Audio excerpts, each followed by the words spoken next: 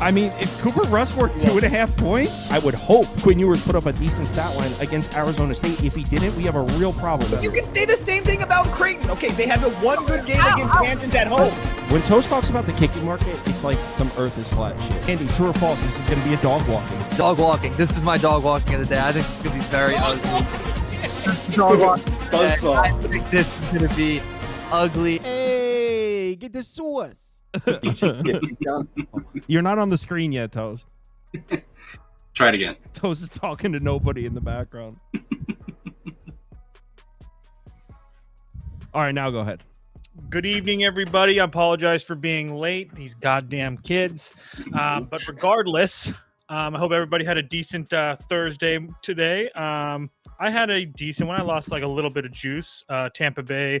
It was the under in Colorado that killed me. But shout out Red Sox. Shout out the over in Baltimore. Did you guys have a decent days today? How was your day, TV Jones? 4-2-1. Somehow the under 9 in that Orioles game pushed after 8 runs in the first 2.5 innings. So shout out the bullpens, I guess, or those guys figured it out. I don't know. I turned it off and then grabbed some dinner and came back, and it was still 7-1. So I was like, was it a steak and a tater? No, we had chicken and I had chicken and mashed potatoes with some green beans and carrots. That sounds all right. Spoon, how was your night? 2-2, lost a little juice due to the Mets. Paid 134 with that. Hit a couple plus 100 money lines. Got the Athletics and the Astros in, and lost with the Rangers. Yeah, I'm done. I wanted to bet the Rangers today, but after the last week, I told myself I was done, and I'm glad I did. So we'll see what happens tomorrow. Anyway, decent amount of games on the board for tomorrow. Let's get into it. Colorado on the road in Pittsburgh. Colorado fresh off of a Dodgers ass whooping that they gave them, returning the favor. Now they got to fly across the country and play Pittsburgh, who, by the way, don't know if I'm sure if I want to lay this price with them at all, but Pittsburgh, one of the better teams at home over the course of the year so far. Terrible on the road, but very, very good on the at home. Spoon, you can kick us off here. Do you have a play on this one? This is a really hard game to bet. I was kind of looking at just an under in this one. I know Senzatella can give up probably 8.5 by himself, but he just went out there through 0 earned runs and 5 innings pitched versus Arizona. He's had some good games on the road. Washington, he blanked them over 5 innings. And I don't think this Pirates lineup is that juiced where they'll get a bunch of runs off him. A little tough, but I just like the under. This is a tough game.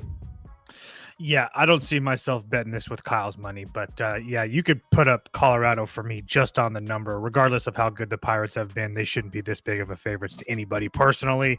Doesn't mean that I actually bet Colorado, though. TV Jones, what say you? I kind of, it's disgusting, kind of like Pittsburgh minus 1.5. That is too much. It's not gonna look.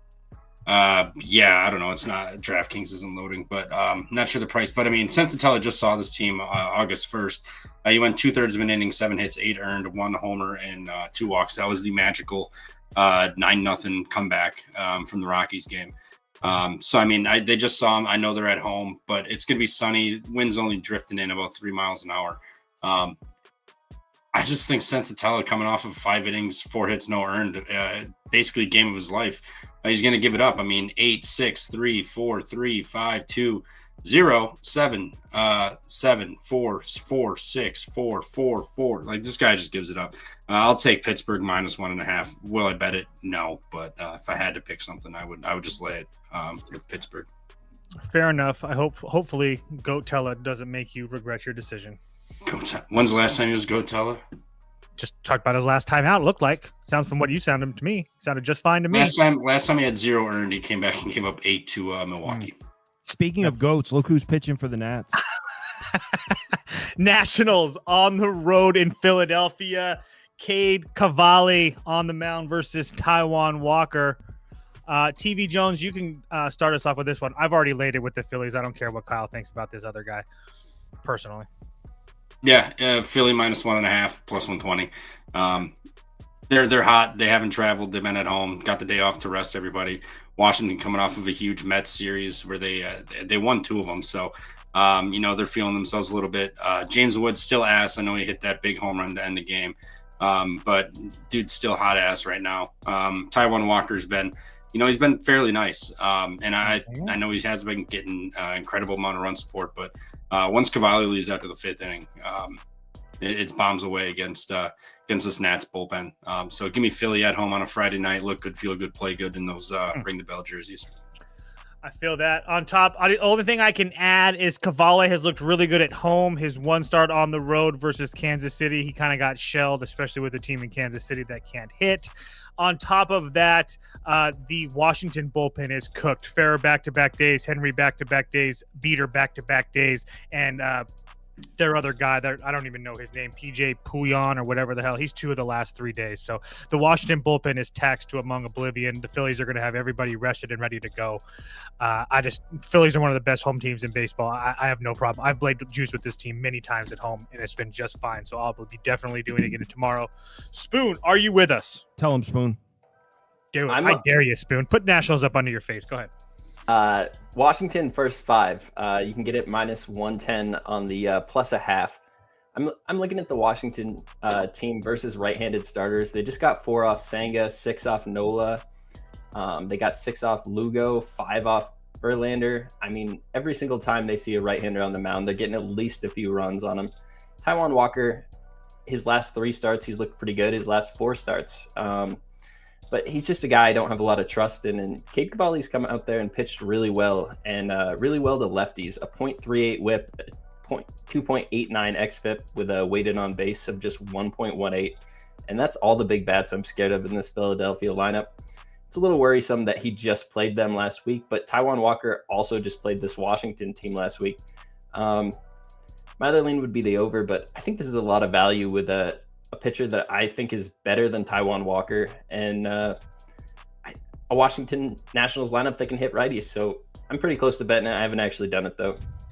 If you do for me, play the money line. Don't pay 30 cents with a total at 9.5. Come on now, let's be better. It's a little Uzi bobblehead night apparently. No, it's not. Is it really? No, is that a real bobblehead? No, the chat.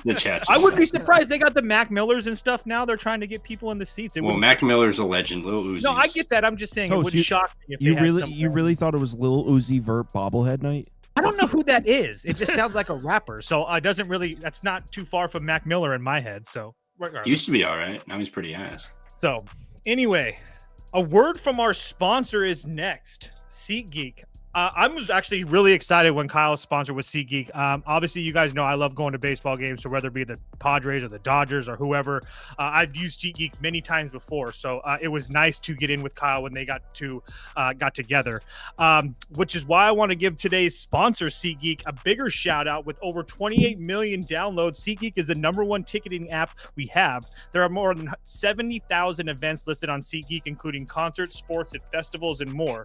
The NFL season is right around the corner, plus MLB is in full swing. I love using SeatGeek. I've used it many times. I know that you have to look and use the green bars. To have your back, SeatGeek has each scale rated 1 to 10, so you know if you're getting a good deal. So look at those green dots. Greens means good, red means bad. Plus, every ticket is based with their buyer guarantee. And of course, I have a code for you guys. If you use Kirms 10 for 10% off your next set of tickets at SeatGeek, that's 10% off any tickets with promo code Kirms10. Make sure you click the link in the description to download the app and have the code automatically added to your account so you can use it later. So thank you, SeatGeek, for the discounts. I know I will use it personally as well. So next game, shout out Baltimore for actually scoring a couple runs to cash my over, but not enough so Trevor could still push his under. That was perfect.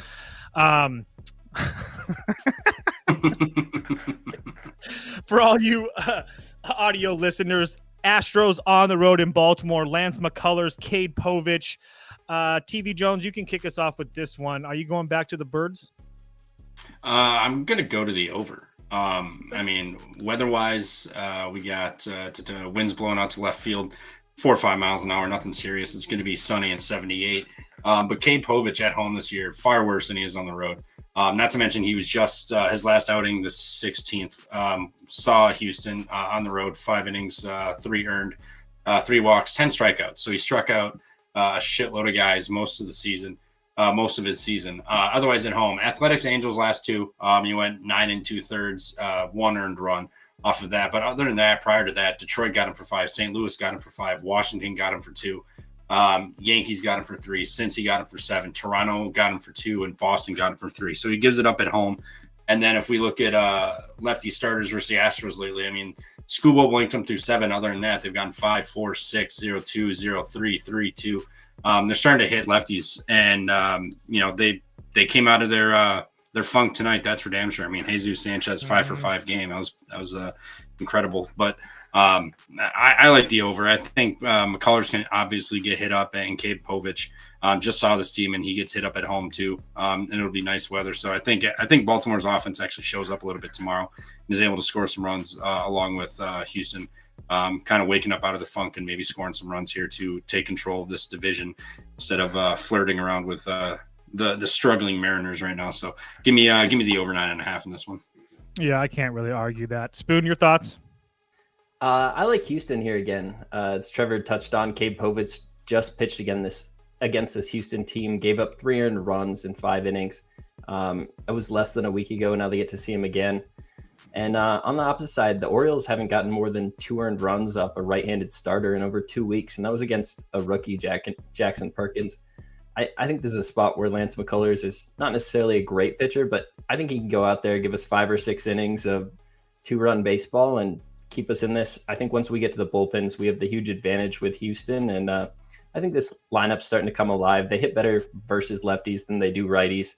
And just getting to see this guy back-to-back, I think it's a really good matchup for their lineup. You could put Baltimore up for me. I have no interest betting this game personally. I know that Houston's numbers versus left-handed pitching have been really good. Not so much, I guess, over the last 30 days, but full season and whatnot, they've been good. But I also feel like, I mean, they got to Max Fried, who hasn't been. They got to Mackenzie Gore in one of his patented blow-ups, and then they got to Garrett Crochet, which is impressive. But they did just see Cade Povich. But at the same time, I mean, Lance McCullers is so – I mean, what do we know we're going to get from him? He's rather going to give you a really decent outing, or he's going to get absolutely clobbered. And I'm not really trying to back him unless I'm getting a decent price or plus money versus an Orioles offense that has been one of the best offenses at home over the course of the season. Have they been struggling recently? Yes, but I don't know. It's just not enough on the bone from there for me. So it's Baltimore a pass, but emphasis on the pass. Both teams have full bullpens available too, I'm pretty sure. So there's nothing crazy on there in that part either. So shout out Dirty Water coming through for us tonight. I was a little up and down, I'm not gonna lie. When the Yankees took that lead in the 5th, I was like, damn, this sucks. But yeah, all is good. Shout out to the Yankees bullpen for always and forever blowing games. Was it Devin Williams? Nope. It was the Star Wars guy, Luke Weaver. Oh no.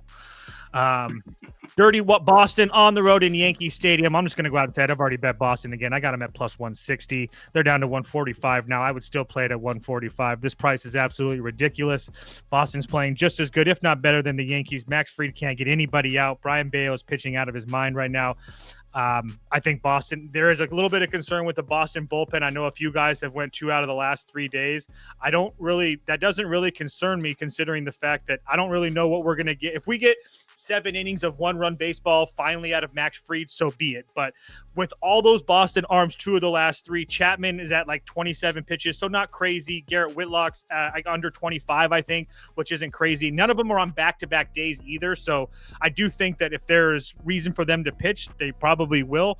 On top of the fact that the Yankees bullpen, Luke Weaver, is probably not going to be available. He's at 52 pitches the last 2 nights. Not to mention the fact that Leiter, Hill, and De Los Santos are all 2 of the last 3 days as well. So if Fried doesn't go long into this game, which he hasn't really been or hasn't been effective when he has, I think that Boston has every advantage in this game. So is it possible that Bayo just gets absolutely clobbered, I guess. But I just, the way that he's been pitching, I just have a hard time seeing that happen. So to get the Red Sox at this big of a price, considering that I don't even feel like the Yankees are playing as good as what their record looks like. I know they're 8-2 their last 10, but I mean, they've beaten teams like the Rays, St. Louis, Minnesota. I mean, teams that really aren't doing anything right now. So I just think this is a huge step up in competition for them, not to mention the fact that Bayo has pitched really well in Yankee Stadium the last 2 times he's been there, almost 12 total innings, only 2 runs. He shouldn't be worried about walking into Yankee Stadium tomorrow. Dirty Water up. Spoon, are you with me? I like the idea that Max Fried gives up some runs here. His last 7 starts, he's given up more than 3 earned runs, and 6 of those went 6 2/3 versus Tampa Bay and gave up 2 runs. That's his best start in the last 2 months now. 7 earned runs to St. Louis, 4 to Houston, 4 to Texas, 4 to Toronto. I just don't have a lot of faith in him right now. And looking at Brian Bayo, he pitched really well versus this Yankees team earlier this year. I believe it was the Sunday night baseball game. And it was a little bit surprising because this guy struggles more with lefties than he does righties. I expect the Yankees to get some runs off him as well. I have the over 8.5 -110 in my playlist right now. I haven't actually bet it yet, but it's looking like something that I want to. TV Jones, where you at? We have a comment Yeah. in. TV Jones is 36-4 when not wearing a Brewers logo. Don't fact check it. No need. High A baseball, outer tuggers, baby. Jesus Christ. Dude, it's an elite logo. Look at that thing. Look at that thing. Red Sox, Yankees, go ahead. I already bet the over 8.5. We already know Fried's been ass as of late here, and these 2 teams just left a load of base runners on base, and the bullpens got used. Sent out some arms, so I mean, there's gonna be no Luke Weaver, so we're gonna get Devin Williams tomorrow, and company. So Boston's been hitting. The Yankees have been. I know they didn't look amazing tonight, but the wind was blowing in like 12 miles an hour. Now we got wind blowing out. Yeah, it's like 3 to 5 miles an hour. Nothing serious, but it's blowing out versus 12 miles an hour in.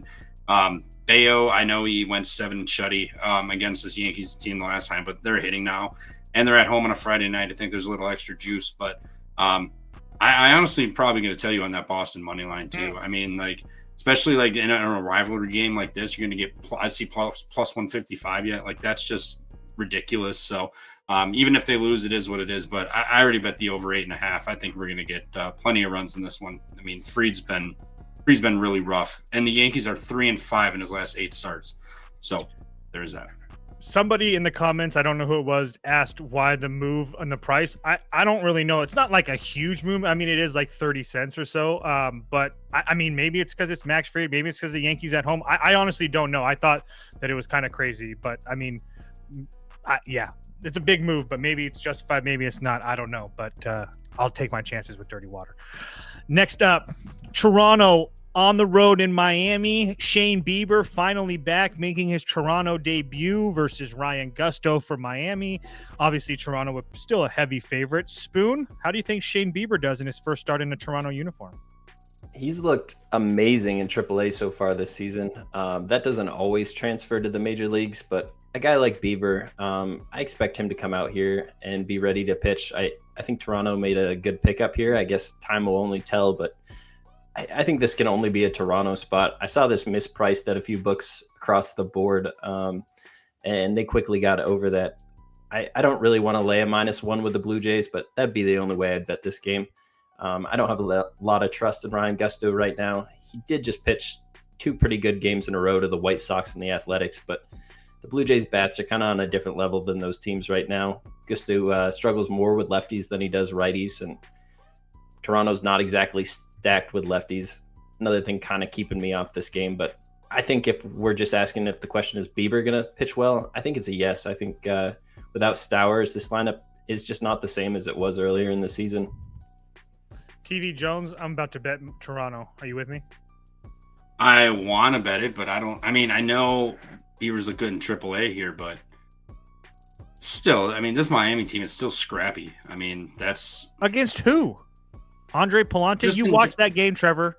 I'm fully aware. I have watched it, but they've got a scrappy mentality. Like, the team, they're not bad for what they stroll out there night in and night out. probably an over, if anything, because I mean, how deep does Shane Bieber really go? He's pitched. He did go 7, 5 2/3, 5. So I get that. So maybe he'll go 6 innings or so. You get some bullpen action, and then the Miami bullpen too, and this Toronto team can hit. Yeah, they do have a scrappy mentality.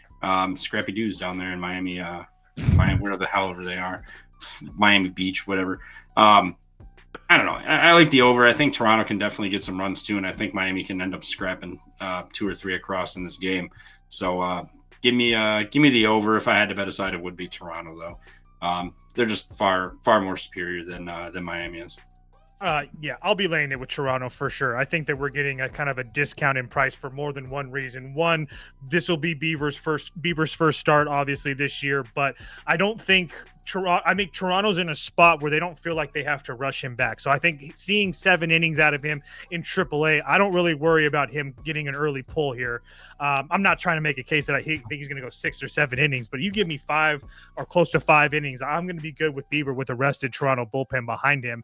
And that's another reason that I think that we're getting a decent price is Toronto's lost 3 of their last 4 games, but one of them was the series finale versus Texas, and Texas just went crazy and scored 10 runs. I mean, how often does that happen? A dead clock's right twice a day. And then they went on the road and lost 2 or 3 in Pittsburgh. Where their bats really couldn't find anything. So I just have a hard time believing that this Jays team continues to stay down against these bad teams. I think if you continue to bet them versus these bad teams, you're going to come out okay. And this Miami team is just really, really struggling right now. I mean, they're 3-7 their last 10, losing to, they were getting killed by St. Louis. I mean, they actually finally had a good day by Sandy to help them out on Wednesday, but they definitely could have lost that game as well. So if you're getting the Blue Jays under 160, I think that's a pretty decent bet in my opinion. I will be betting the Blue Jays tomorrow. I disagree with that over. Blue Jays win 3-1. Hoffman loads the bases, gives us a scare, but they win 3-1. That'd be awesome. That would be so awesome if it happens. Next game on the board. I'll agree with that, but Xavier Edwards comes through, ties the game, we go to extras.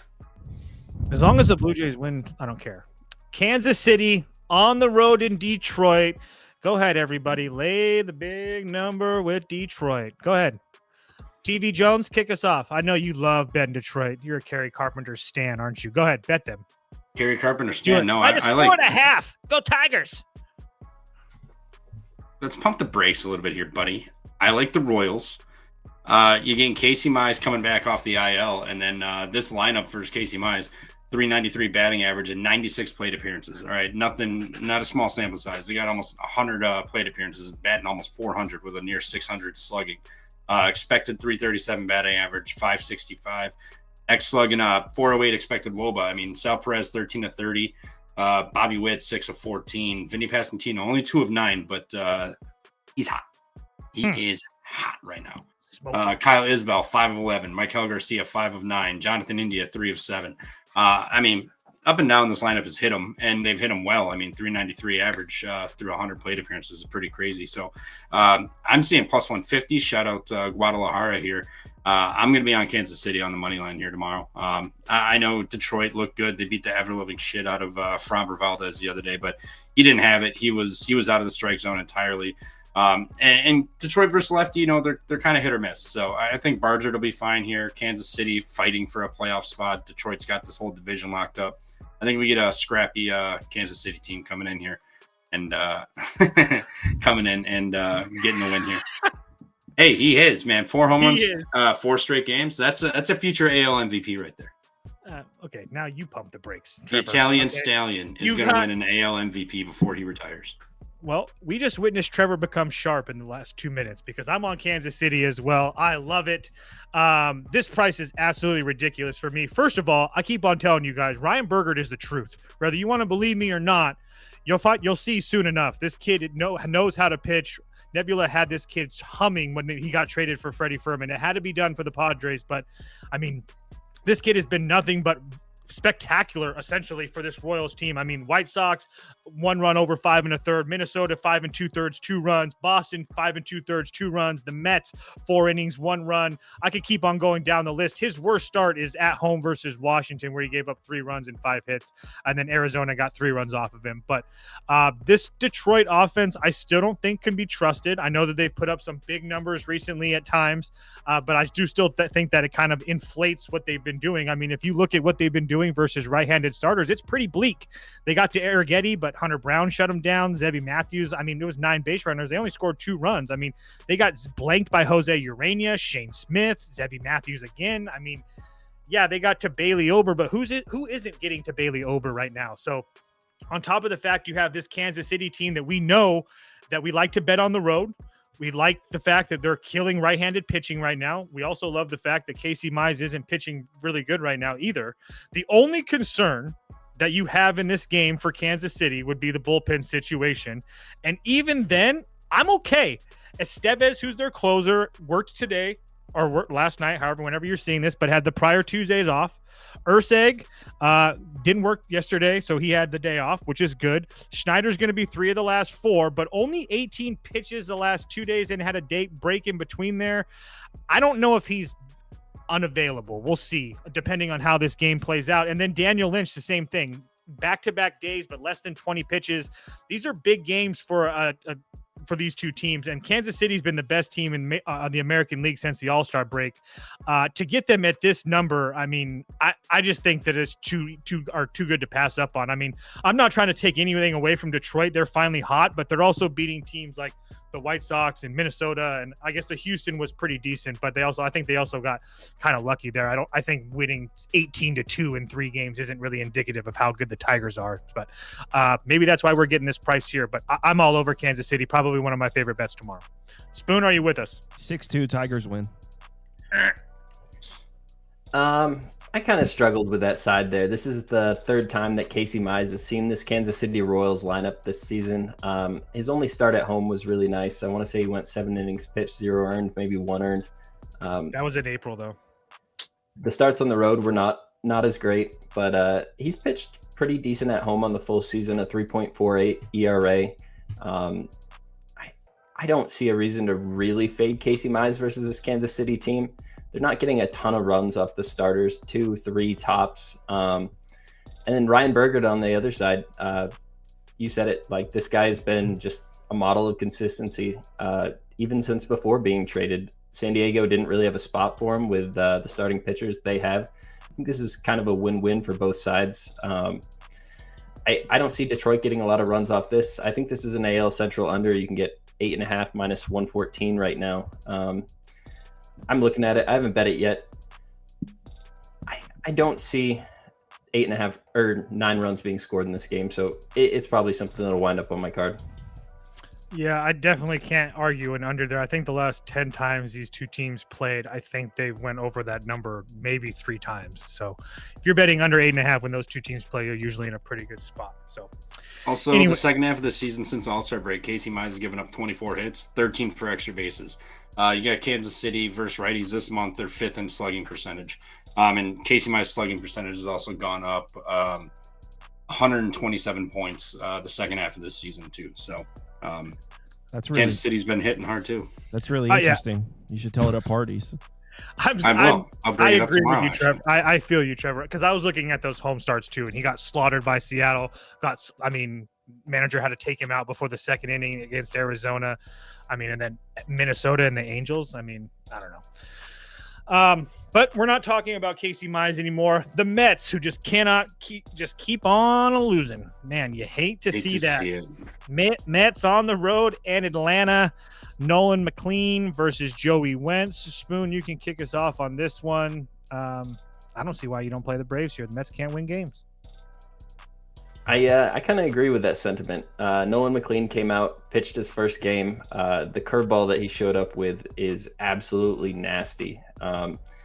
Really just a ton of movement on it. He was really keeping the batters off balance, but one thing he was doing was walking guys, and in particular walking lefties, and that's something that's been a holdover from his time in the minor leagues. He had 30 walks to lefties.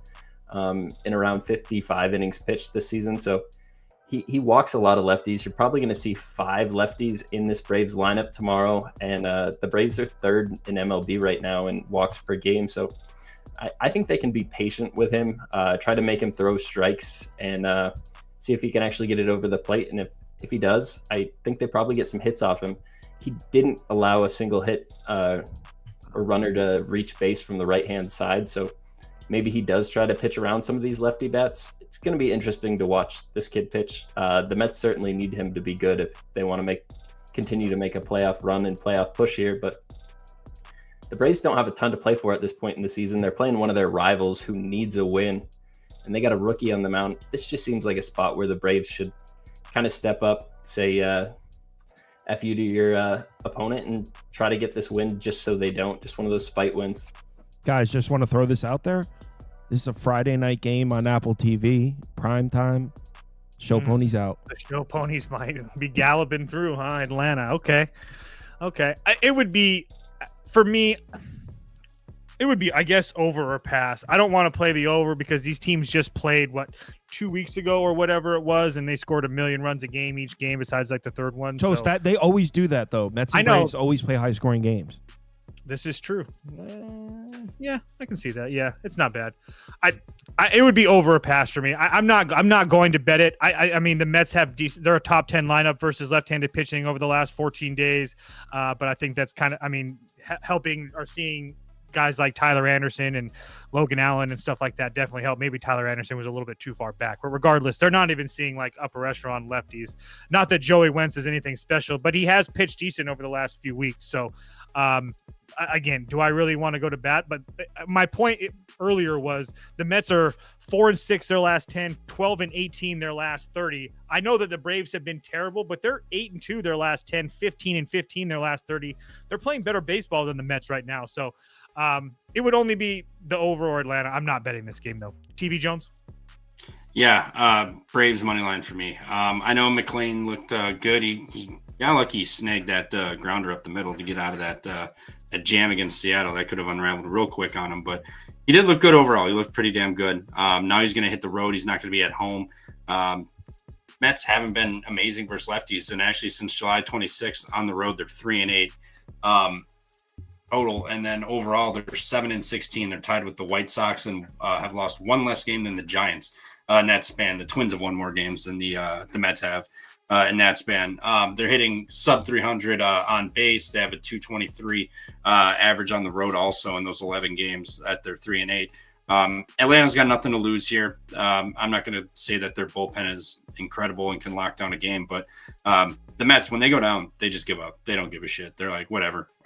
We lost this game on to the next one.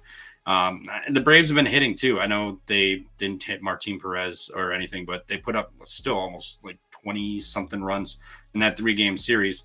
And now you're going to get the Mets, who they're not amazing either. And they're giving up runs. They're getting blown out by Washington on the road. Played them today, finished that series versus a division opponent. Now you got to fly and play Atlanta when Atlanta's been sitting here with the day off, resting everybody. I think Atlanta gets to them. I think this line, a lot of people are going to see McLean's last game and like to bet him again against a subpar Braves team that's really failed this year. But I think the Braves win tomorrow. I think they get it done. Friday night, home game, look good, feel good, play good. Just want to address a comment. It is not Ray Charles night. It is it is 1995 World Series replica ring giveaway night. Oh, you're cooked. Why? You are It's cooked, a buddy. plastic little ring. You probably get the same thing in a box of Cheerios. Who cares? They might have some alum in the building from that team. You never know. Chipper going to be there? I got an Arizona replica National League championship ring, and they were really nice. Like, yeah, you really still have it? Quality. I do. I guarantee you don't still have it. I guarantee you I could go grab it in 2 minutes. Less than 2 minutes. When they're, Do you it. know what? I'm going to do that. No. Anyway, I don't give a kidding. shit. One last thing before we move on from this game. There's 40% chance for rain at first pitch, and that only gets down to like 30% chance by the end of the game. So there's a decent chance for rain out or at least delay during this game. Yeah, it doesn't show that on Ballpark Pal, the bastards. Anyway, Swish Analytics, way better. I think they're both the same, personally.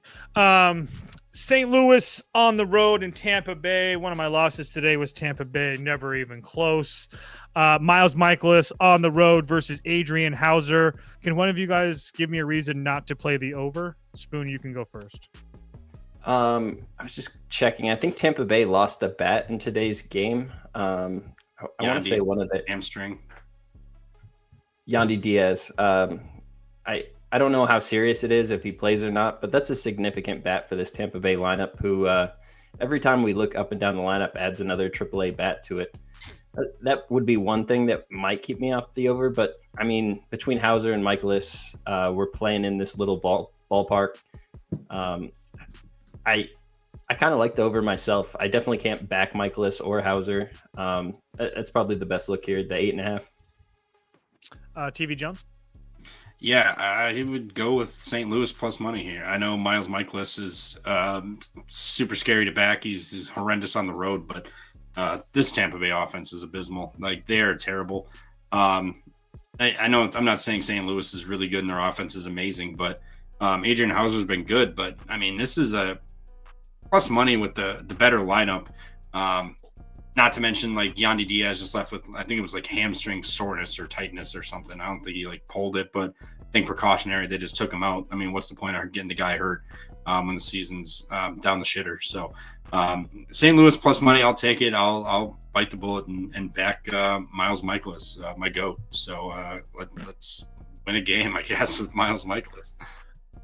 I mean, both these teams aren't really doing anything versus as far as offensively is concerned. I will say that the Tampa Bay numbers versus righties, I will say they're not, the Schiller game, obviously Schiller pitched really well against them, and then Logan Webb and Justin Verlander pitched really well against them. But besides that, they scored 3 runs off of Brian Rude. They got to JT Jin, Brandon Rupp, Logan Evans, Jose Soriano was another good one. So it's capable of doing it without Diaz in the lineup. That really does hurt because Bob Seymour can only give you guys so much. I mean, it's awesome to watch, but I mean, can we really rely on him to really be putting on home runs every night?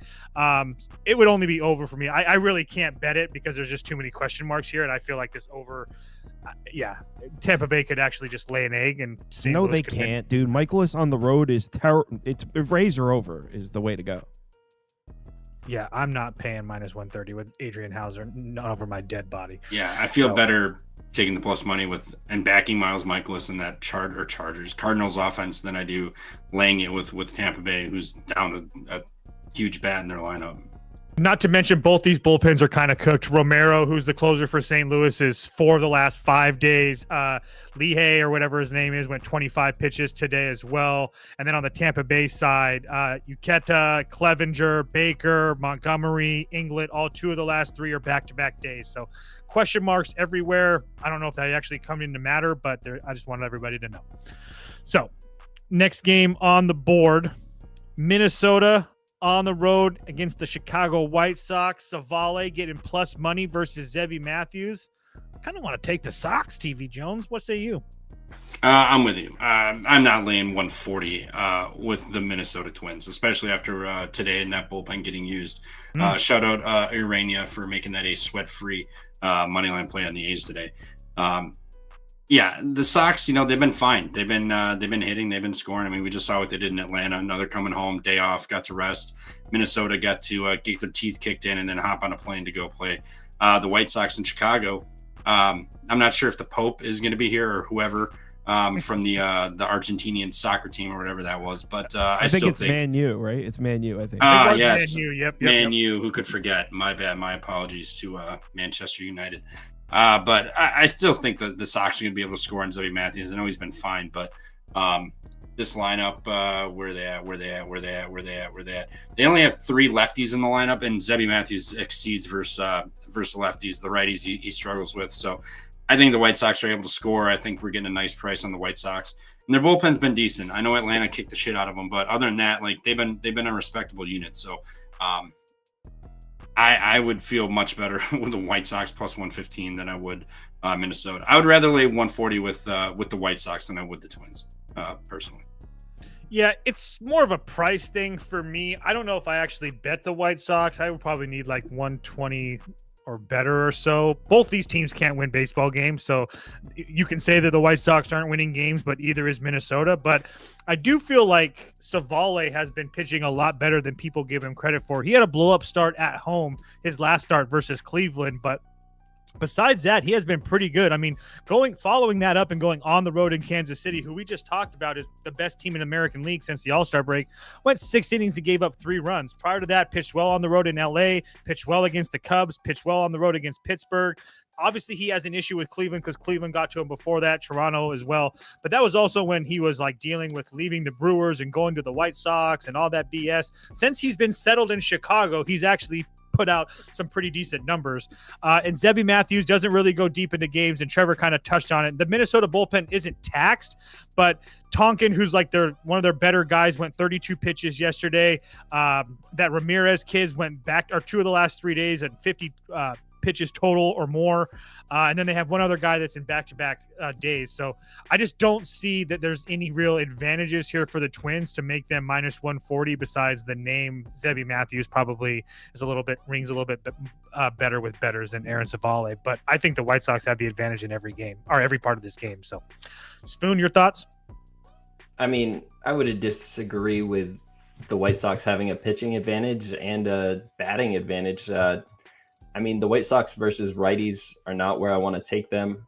They did just get to Elder and Strider, but before that, I mean, some really bad pitchers were pitching really well against them. Waldrop just went 7 innings pitched, just 4 hits to him.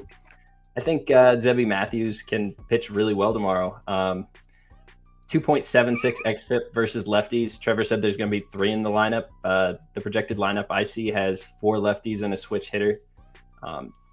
This White Sox lineup is not it for me. And you go up and down the Twins roster. Sure, the bullpen looks terrible right now, but for the first 5, I don't have to worry about that.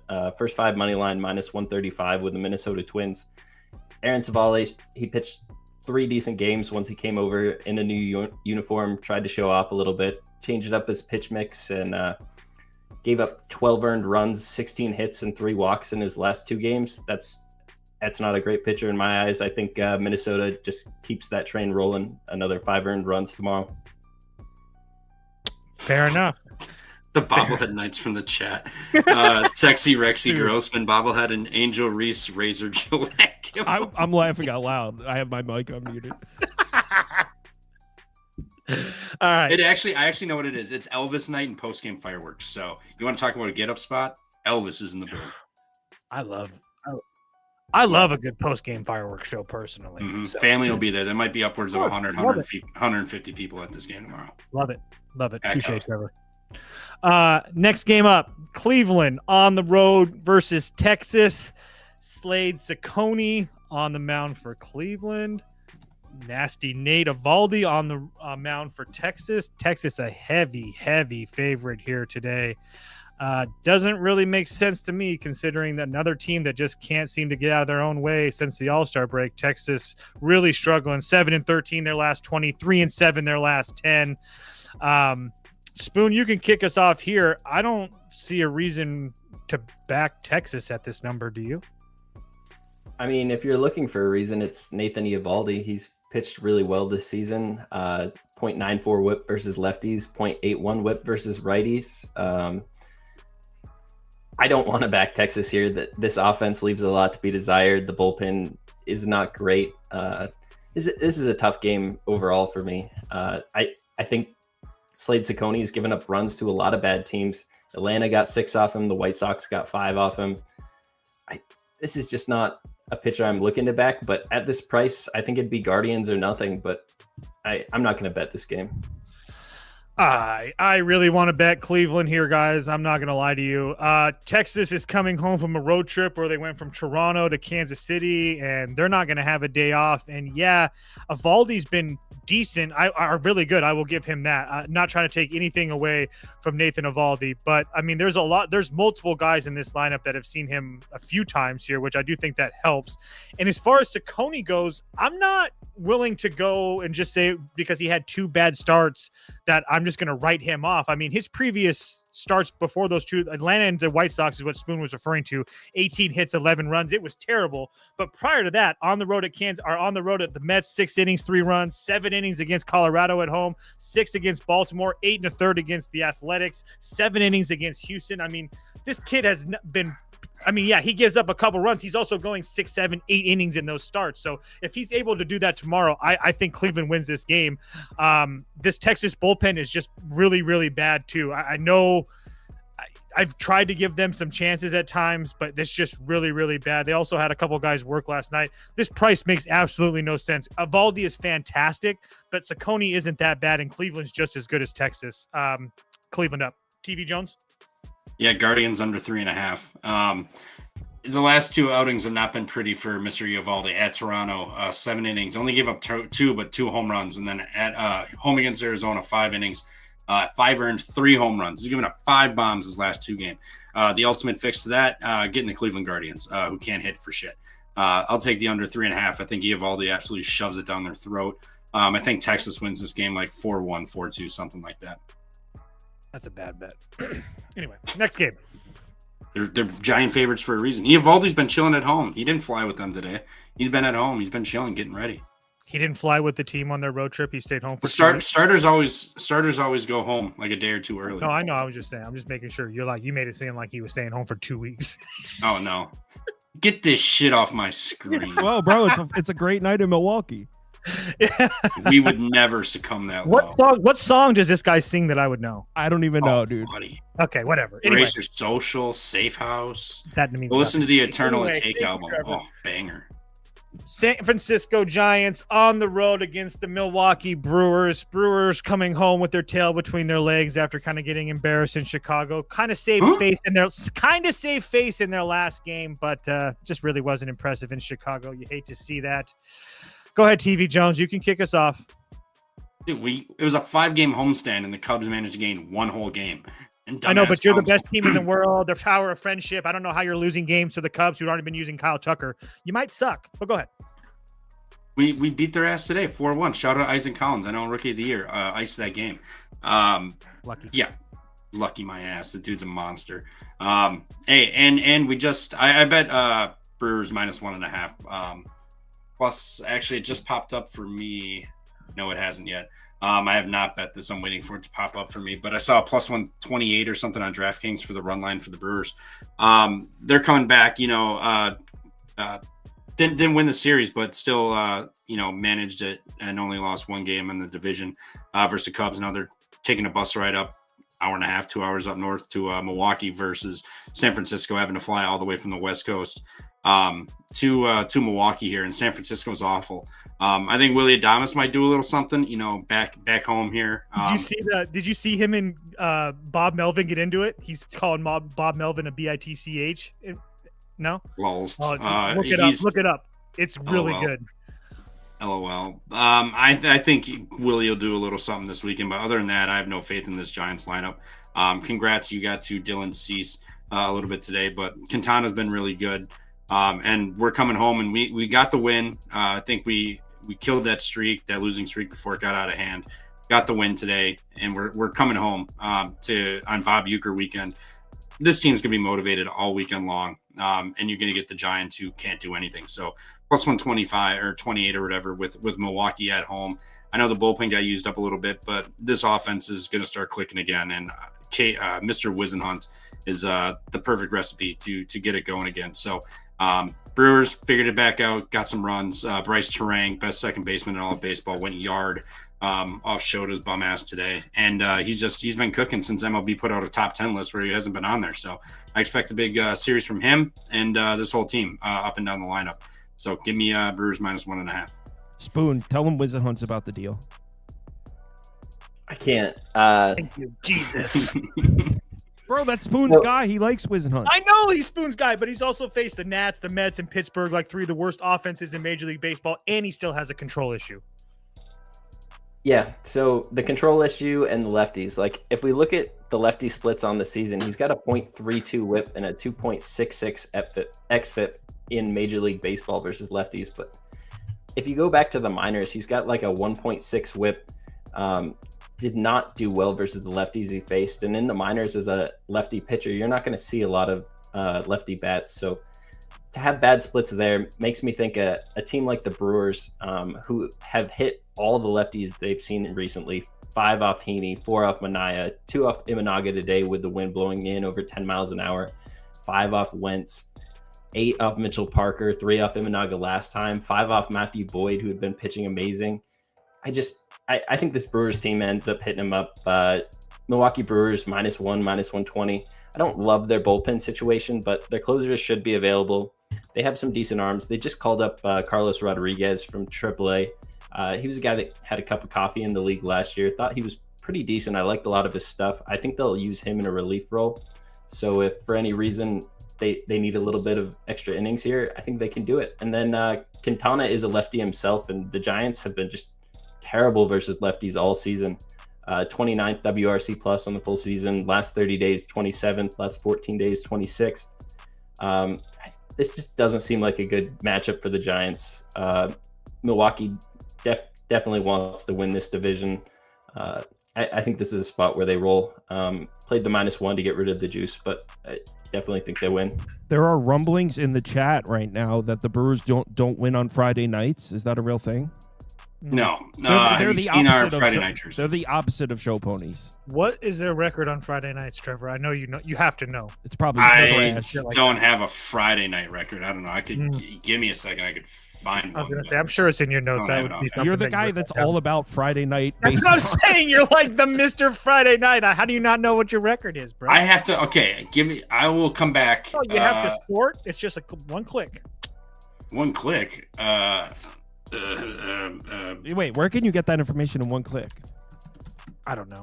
Yeah, I was about to say, wait a second, what? Maybe like Killer I don't. Sports. I or don't look something, up you could who's probably good on filter. what days of the week. I think that's an No. absolute joke. So I figured whoever was could toggle the days of the week and see those teams' record. Hold Or up. whatever. Toast, you're taking the Giants. I got it right? right here. No, I'm not taking the Giants. It would only be Milwaukee for me. I wish I could take the Giants at a huge plus price, but I feel like this team doesn't want to play for Bob Melvin. I think he's going to be fired here shortly.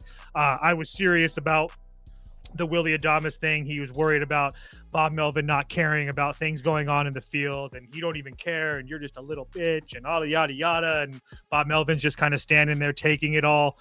I don't think that Carson Wisenhunt's good. I think he's gotten very lucky facing the bottom half of Major League Baseball as far as offensively with the Nats and the Mets the way that they're playing right now in Pittsburgh, and he has a control issue. So, and Quintana's been pretty damn good, especially at home. So I know he had the blow up against Miami, but I don't really put too much stock into that. He went on the road in San Francisco earlier this year, went 6 innings, gave up 1 run. So, I just think that even with not having, Uribe and who else?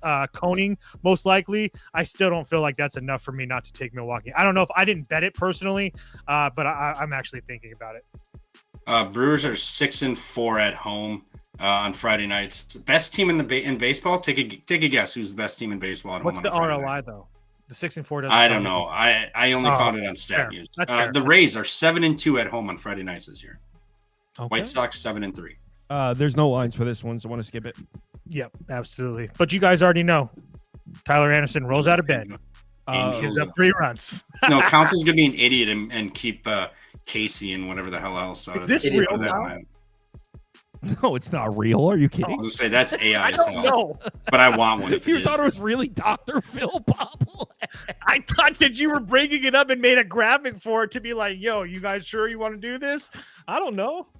I would be on eBay buying one of those the second gates open when I get. That's so sick. Anyway, for all you audio listeners, Reds on the road in Arizona. Zach Littell, Ryan Nelson on the mound for both these teams. I played first 5 under 5.5. Don't understand why we're getting such a huge number with these teams. Both these guys have been pretty damn good. Especially Littell. Even with his new team, really, really hard to not like what he's given out there. And then as far as Arizona is concerned and Ryan Nelson, he's been really, really good for them. So I just thought that 9.5 or 5.5 in the first 5, whatever you like. I didn't want to play the 9.5 full game just because of both of these bullpens can be kind of scary at times. But I thought 5.5 minus 130, Kyle. In the first 5 was way too much. There'll probably be 5s across the board in the morning, but regardless, I just think that that's way, way too high of a number for both of these starting pitchers that are actually very, very capable of pitching good games. So, Spoon, your thoughts? Very similar wavelength. I cut it down to the first 3. I got plus money on the 2.5 plus 110.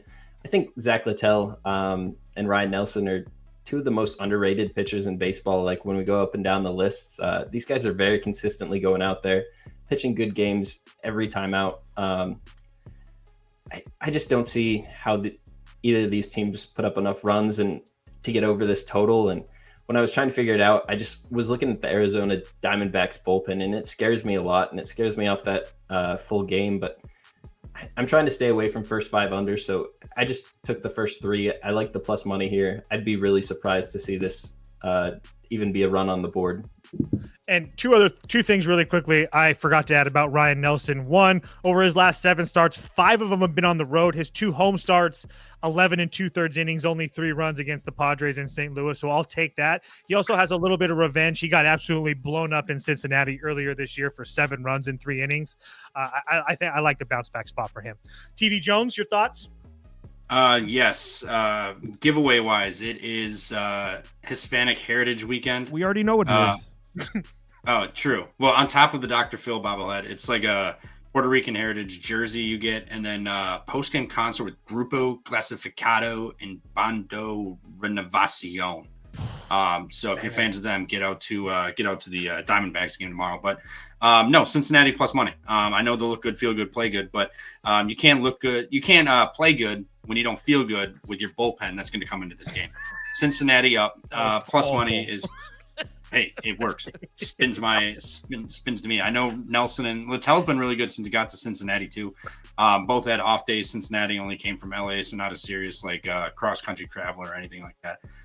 Getting plus money with Cincinnati, who's fighting for a playoff spot and playing good baseball right now. Little crazy. Not to mention just the Diamondback bullpen is going to come in at some point and blow it. So yeah, give me the Reds plus money here tomorrow. Both these bullpens are rested and ready to go, just in case. I know that all of us kind of touched on bullpens. I just wanted to make sure that was clear for everybody. It's all good to go. Game of the night here. Blake Snell and the Dodgers on the road in Petco Park versus Pooh Darvish and the Pads. Don't make me pick this game. Spoon, go ahead. You can go first. This seems like a really cheap price for Blake Snell here. Should be free. Just saw the San Diego lineup, as did Yu Darvish versus the Dodgers, but it seems like this line should be heavier in favor of the Dodgers, and I'd like to play the Padres here. Can I ask you a question really quick? Do you think that Snell's just that much better than Darvish? Because, I mean, what would the price really be? I mean, the Dodgers are 14 and 16 their last 30. They're not even playing 500 baseball the last month. I mean, both of these guys have come back from injury late. I think Snell has looked better in his recent starts than what Darvish has. I mean, he just gave up 4 earned runs to this Dodgers lineup in only 4 innings pitched a week ago. It was his last start. When Snell saw them, it was 6 innings pitched, 0 earned runs. I guess what we could do is look at the line of that game. I didn't go that far. This isn't a game I actually bet, but I just would have expected to see Snell as a heavier favorite. I know they're on the road. This is a rivalry game, but I just don't think Yu Darvish at this point in his career is commanding that price. Sure, he went into Oracle and pitched a really good game in a pitcher-friendly park, but at Arizona gave up multiple runs, didn't get out of the 4th inning. Same with the Dodgers game there. He pitched well versus the Mets, but that's when the Mets were doing absolutely nothing. And then right before that, gave up 8 earned runs to St. Louis. It's just not a guy that's really commanding a price in my mind. He has a 1.45 whip to lefties this season, 5.39 xFIP to lefties this season. That goes back to last year as well. He struggled more with lefties. Ohtani's going to be in the lineup tomorrow. That's already confirmed. Everything that I read there just makes me feel like this should have opened 10, 20 cents heavier, maybe not 20 cents, at least 10 cents heavier to the Dodgers. And I'd like to play the Padres. I just can't do it with you, Darvish. I'm going to pass. You can put Padres money line up on the board for me, though. All that, and then you pick the I was Padres. going to say, wait, what? No. You don't get to put a Padres none after that. After all that, you didn't even say one positive thing about the Padres. Dodgers. I did. I said it's priced wrong. Like with all of that, it should be -130 opener, -135 opener. You can get -110s on offshores right now on this game. That doesn't make sense to me. When like the way I have it capped is that far off, it makes me feel like I'm missing something on the other side. So I'll just believe the books on this and I take the Padres here. Dodgers closes at -145. I don't know about 145, but TV Jones. I have so much to say. TV Jones, go first. Yeah, Dodgers money line for me too. I know a lot of people are going to see Padres just got swept in LA. Now they're back home and they're playing good. They're going to show up here. But Blake Snell, career month of August, 35 games. He's got a 23-8 record, 2.40 ERA, 324 strikeouts in the month of August in his career. And if you look at lately what he's doing whip-wise, where you at? Right here. Whip-wise, last couple of years, 113 this year, 0.83, 113, 119, 0.85, 0.97, 0.65, 1.09. His rookie year, 225 whip. Other than that, he's had a sub-119 whip the entire month of August in his entire career. He just really gets up and shows up and wakes up in the month of August. I know the Dodgers are traveling from Colorado. They did rest people, so, I mean, they should be good. I know it's a spot we like to fade these teams, but Blake Snell's been really damn good. The Dodgers bullpen scares the shit out of me, but San Diego's been a known under park for a while, so I like the Dodgers and I like the under. I think this is gonna be a tight game, and we get the best of both worlds for both teams. But I think Dodgers come out on top in a low scoring game. It would be under or pass for me. So put up the under 8, or I think there's 8.5 hopefully, but it'd be under or pass. For my opinion on the price of the game, one thing about you, Darvish, that we haven't considered is that he had 2 home starts when he was first coming back and kind of getting his legs under him. Went like 8 total innings, I think, to Arizona. That was back when Arizona was still decent and had a full team with them. And then Philadelphia, obviously a really good team. Those were his only 2 bad home starts, obviously. Only not very many starts this year. But, I mean, the other home start when he finally actually had multiple starts under his belt was against the Mets. And I know that the Mets suck, but he went 7 innings and gave up 2 hits in that game. So all of you, Darvish's other starts have been on the road. So I do think that you can expect him to pitch a little bit better than what he did on the road at Dodger Stadium. And the same thing goes for Blake Snell. Blake Snell's 2 really good starts both came at home. His mediocre start came on the road at the Rays. Obviously, that park's a little bit different. It was Yandy Diaz, but regardless, you still have this Dodgers team that's 4-6 their last 10, 14-16 their last 30. They haven't played 500 baseball for over a month. They just tied a series in Colorado 2-2, and now they're coming out of the elements to face this Padres team that continues to find ways to win games, obviously, except for against the Dodgers. So for me, it was under. It's no question it's an under. But as far as the side is concerned, I just can't pick a side because everything tells me to bet the Padres, but the price isn't really great. And at the same time, the Dodgers just continue to find ways to beat the Padres. But good news.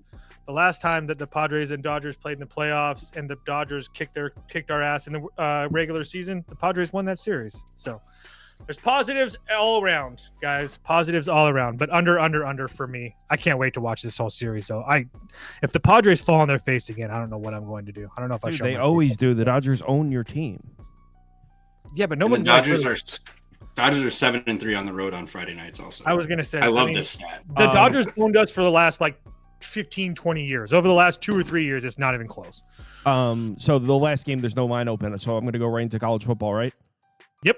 What is it? Seattle Athletics? Yeah, there's no line open. There's no lines. Make sure you give these guys a follow on Twitter. Me and Duck are about to talk a lot of college football. So have a good night, guys. Let's roll. Good luck, guys. All right, let's talk some college football. First time guest here. We got the Duck from the Action Network. You might know him on Twitter as Step on a Duck. That's his Twitter handle. You can find him on the Big Bets on Campus show over there on the Action Network. We got 15 topics here.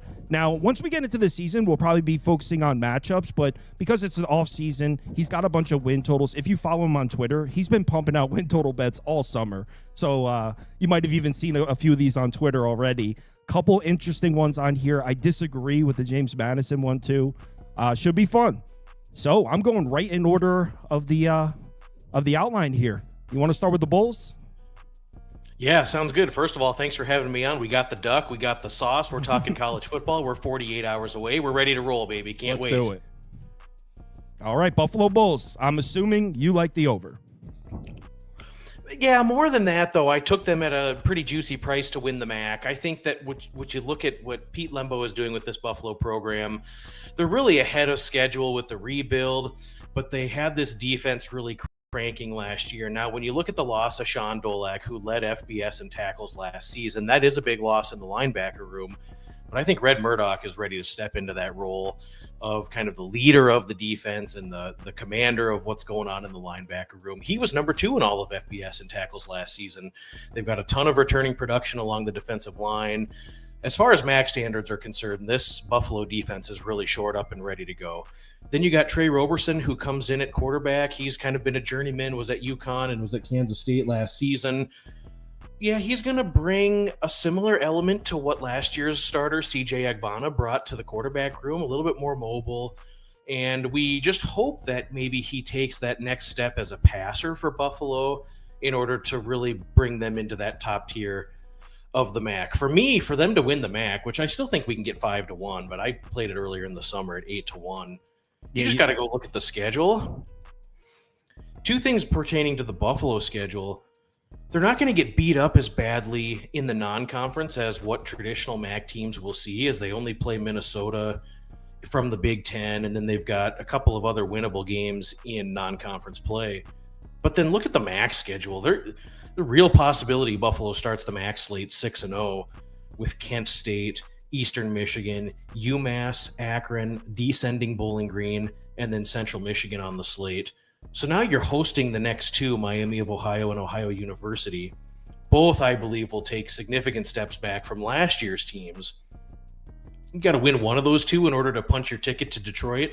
So, yeah, I think the schedule sets up well. This is an ascending team. Pete Lembo's an absolutely top-tier head coach in the MAC. It was a no-brainer pick for me. Yeah, this one I don't disagree with. It seems like a lot of sharp college football people are loving Buffalo this year. I completely understand why. You already talked about it. I'm not sold that Roberson can give you the same. I mean, Agbana, they were a rushing team, but he was connecting on some big downfield throws down the stretch there, and I'm not sure if Roberson could give you that. So I have questions there. You mentioned that. Can he take the step forward as a passer? I also am not as big on the Buffalo defense as you are. I know they bring a lot of production back, but there was a few games down the stretch where they were getting carved up by not the most impressive offenses. So I'm not completely sold on the Buffalo defense. That being said, I can't argue that 8-1 or even 5-1 is a bad bet for Buffalo to win the MAC. Looking at the schedule, I get it. Just personally, I think look no farther than Toledo. I mean, that even at the plus 210 or whatever you can get it at, I mean, their schedule, they're just going to skip into the conference championship game. Their conference schedule is much easier. 2 of the tougher games. They've got Western Michigan on the road early in the season. That offense is not the same this year. I mean, if you want to play Western Michigan, you want to play them early in the year, they should have no problem with that. At Bowling Green, you mentioned, the defense is completely gone. Maybe Eddie George turns that program around, but it took him 3 or 4 years at Tennessee State. So I personally would rather go with Toledo, but I understand the Buffalo pick. It's the next one where I am not so crazy about James Madison here. So you like James Madison to win the conference? I think James Madison has head and shoulders the best coaching in the Sun Belt, and I think they have the best talent in the Sun Belt. Now Bob Chesney sees former Holy Cross quarterback Matthew Sluka get reunited, and he's a perfect fit for this offense. They also brought in Camden Coleman from Richmond, who will potentially step in at some point. We don't think Alonzo Barnett is going to be healthy for a good way of the season, but he might come back early. Who really knows? But I think when you look at the James Madison returning production, who they bring in through the portal, there's a lot happening here with the Dukes. And I think the schedule and league play really sets up well. they do have some tough opponents, but those opponents are faced at home. You've got Georgia Southern coming in, Old Dominion coming in, Louisiana Lafayette coming in, and all your winnables on the road, or excuse me, all your road games are considered winnable by my standards. The Sun Belt still does East and West, and so when I'm looking at the contenders in the East, this team is significantly ahead of Georgia Southern and Old Dominion, and I just don't see another major player in the East. So yeah, with what the odds were at, this team is certainly going to win the East, and my pick to win the Sun Belt at large. This team really also has an opportunity for program-defining wins against Louisville in week 2. I'm not going to call for them to win that game, but I do think if we're catching 19.5 or so, there's a lot of real motivation for JMU, because I think they're thinking playoff this year from the G5. And when you look at some of the teams in contention for the Group of 5 playoff spot, Boise takes a step back. Toledo's probably going to have to go undefeated just due to the conference strength. Same thing with Liberty. And speaking of Liberty, we get a de facto G5 playoff game. Loser leaves town, and JMU gets that game off a bye. So I think there's some advantage here, and for JMU to start to build some momentum early in their season is realistic. I just don't see a tremendous amount of challenge from their side of the division this upcoming season. And I'm not in love with Louisiana Lafayette, who's the preseason favorite to win the West. I think they've got some holes. I think they lost some key pieces. And so, yeah, I think it's JMU or nothing here. Tell me what you think. So I'm worried about the DC leaving. I feel like last year there was some Signetti left over. The DC was still there. Now it's completely new coaching staff now. They lost like a couple of all-conference edge rushers. You glossed over it, and maybe you're not as big on this team, and maybe I'm crazy. I think this is Ricky Ronnie's year. I love Old Dominion, man. I love what I saw in the second half of the year. Look, am I saying Old Dominion's better than James Madison? No, I just think that's a dark horse candidate to make some noise in the Sun Belt. Last 5 games of the year, they were averaging almost 35 points per game. Making the quarterback change to Colton Joseph changed everything for Old Dominion last year. Out of nowhere, it was like, holy shit, this offense is freaking awesome. Like, they were averaging almost 35 points per game in their last 5. Remember, they started 0-3. They finished 5-4 after that. Colton Joseph started the last 7 games. They bring back production on the offensive line. Colton Joseph, obviously the quarterback, is back. Their front 7 is pretty loaded, although I'm a little worried about one of their main linebackers is banged up, Natala, so I hope he's okay for the start of the season. But I love their front 7. We've seen strong run defenses from Old Dominion before. That'd be my pick. Old Dominion. I think you can get them like plus 900. I'm not a big futures guy, but I like Old Dominion this year. Also, with JMU, just with the DC leaving, I'm a little worried. But they're probably hands down the best team in the conference. Yeah, and Old Dominion's kind of my secret weapon against the number. I think there's some spots this season where you can pluck some really juicy spots for Old Dominion where they're catching a ton of points, including week 1 when they go to Indiana. I wouldn't put it past them at all to be able to give Signetti and the Hoosiers a real fight there for 3 quarters or so. I think everyone looks at Indiana and just assumes they're going to reload and cakewalk through their schedule like they did last season, but I think Old Dominion can provide some significant challenges here to Indiana. I think they match up okay with Virginia Tech. They did with South Carolina last year. Yeah, they gave South Carolina, they were toe-to-toe with them and had every opportunity to win that game late. So when they punch above their weight class, they really show up. And I think that's something that we'll see again from Old Dominion. So I can't argue with that play. I think Old Dominion's on the come. I think they're maybe a year ahead of schedule from really having a breakout season. But if Colton Joseph takes that next step and he can kind of cut down on some of the mistakes that were made last season. The problem with Old Dominion is they just found themselves behind the chains so frequently. They spent a lot of time in third down, and it was third and sizable distances too. So if they have more success on first and second down, this could be a very dangerous Sun Belt team. Yeah, I'm excited. I'm big on Old Dominion. All right. Next on the docket, what I'm looking for in Old Dominion, at Indiana, at Virginia Tech. If they get blown out in those games, September 27th off the bye, home against Liberty, I'm in there. I'm in there. In-state rivalry circled in red ink for Old Dominion. You have to believe that. Absolutely. And what a segue. Next up is Liberty, and you're not going to hear any arguments from me on this one. So go ahead. Yeah, so CUSA is really an interesting league this year, and we welcome Delaware and Missouri State to the conference. And really, this is just a play for me on who is in the league and where the talent level lies within Conference USA. Liberty has more money than any team in the league. They spend in the NIL. Their facilities are exquisite. They're really a top-notch CUSA program. And last year we saw it with Jamie Chadwell's team where they were just so ridden with apathy halfway through their schedule. We saw them just kind of rolling off the bus thinking all they had to do was show up and win. And it really cost them. They had poor performances early in the schedule against New Mexico State. They needed a miracle fourth quarter to win that game. They struggled with UTEP for a half. Florida International took them to overtime. They lost to Kennesaw State as 26.5-point favorites in embarrassing fashion. We had a 1-point victory over UMass. I mean, it was just so pathetic to see this Liberty team checked out. I think that carries over in a good way for this team this year. I think Chadwell coaches this team a little bit differently. I think we see significant urgency from Liberty this upcoming season in conference play. I think they have to go undefeated in order to have any chance at the playoff because the schedule is very weak. They don't play a Power 4 opponent. The schedule is just going to be something that holds them back. If they have a loss, they'll be eliminated. It doesn't matter who it's to. Yep. But Ethan Vasco coming in now was recruited by Chadwell at Coastal Carolina to run this offense. I think he's a good fit. I like the returning production on defense. I think they have some pieces that they've had portal in. So the play is for them to win the league, and I think that there's really no question they get to the CUSA championship game. If you want to figure out a way to hedge out of that later on, you always could, because in my opinion, there's about 5 or 6 other teams that are kind of jockeying for position to sneak into the Conference USA championship game. And I would throw teams in there like Florida International, UTEP, Middle Tennessee, Western Kentucky.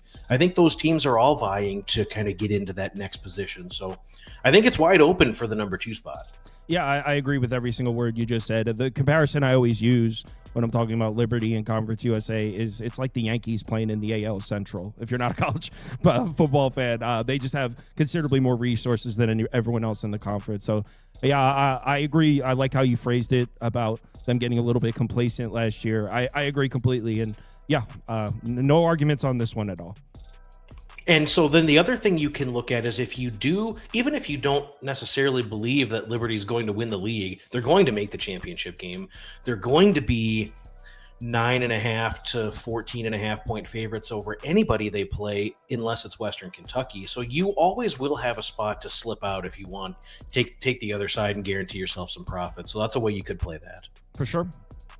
Next on the docket, Georgia Tech. All right.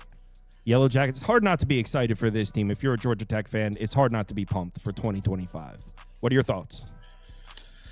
Yeah, so this is really a situation where they were able to, under the leadership of Brent Key, really just erase the bad taste they had in their mouth for so long after the Jeff Collins regime. And really that's kind of come and gone. I thought this team was a year ahead of schedule. I thought that they did really well navigating through their season last year. They did lose a couple games last season in the middle of the slate after Haynes King was hurt.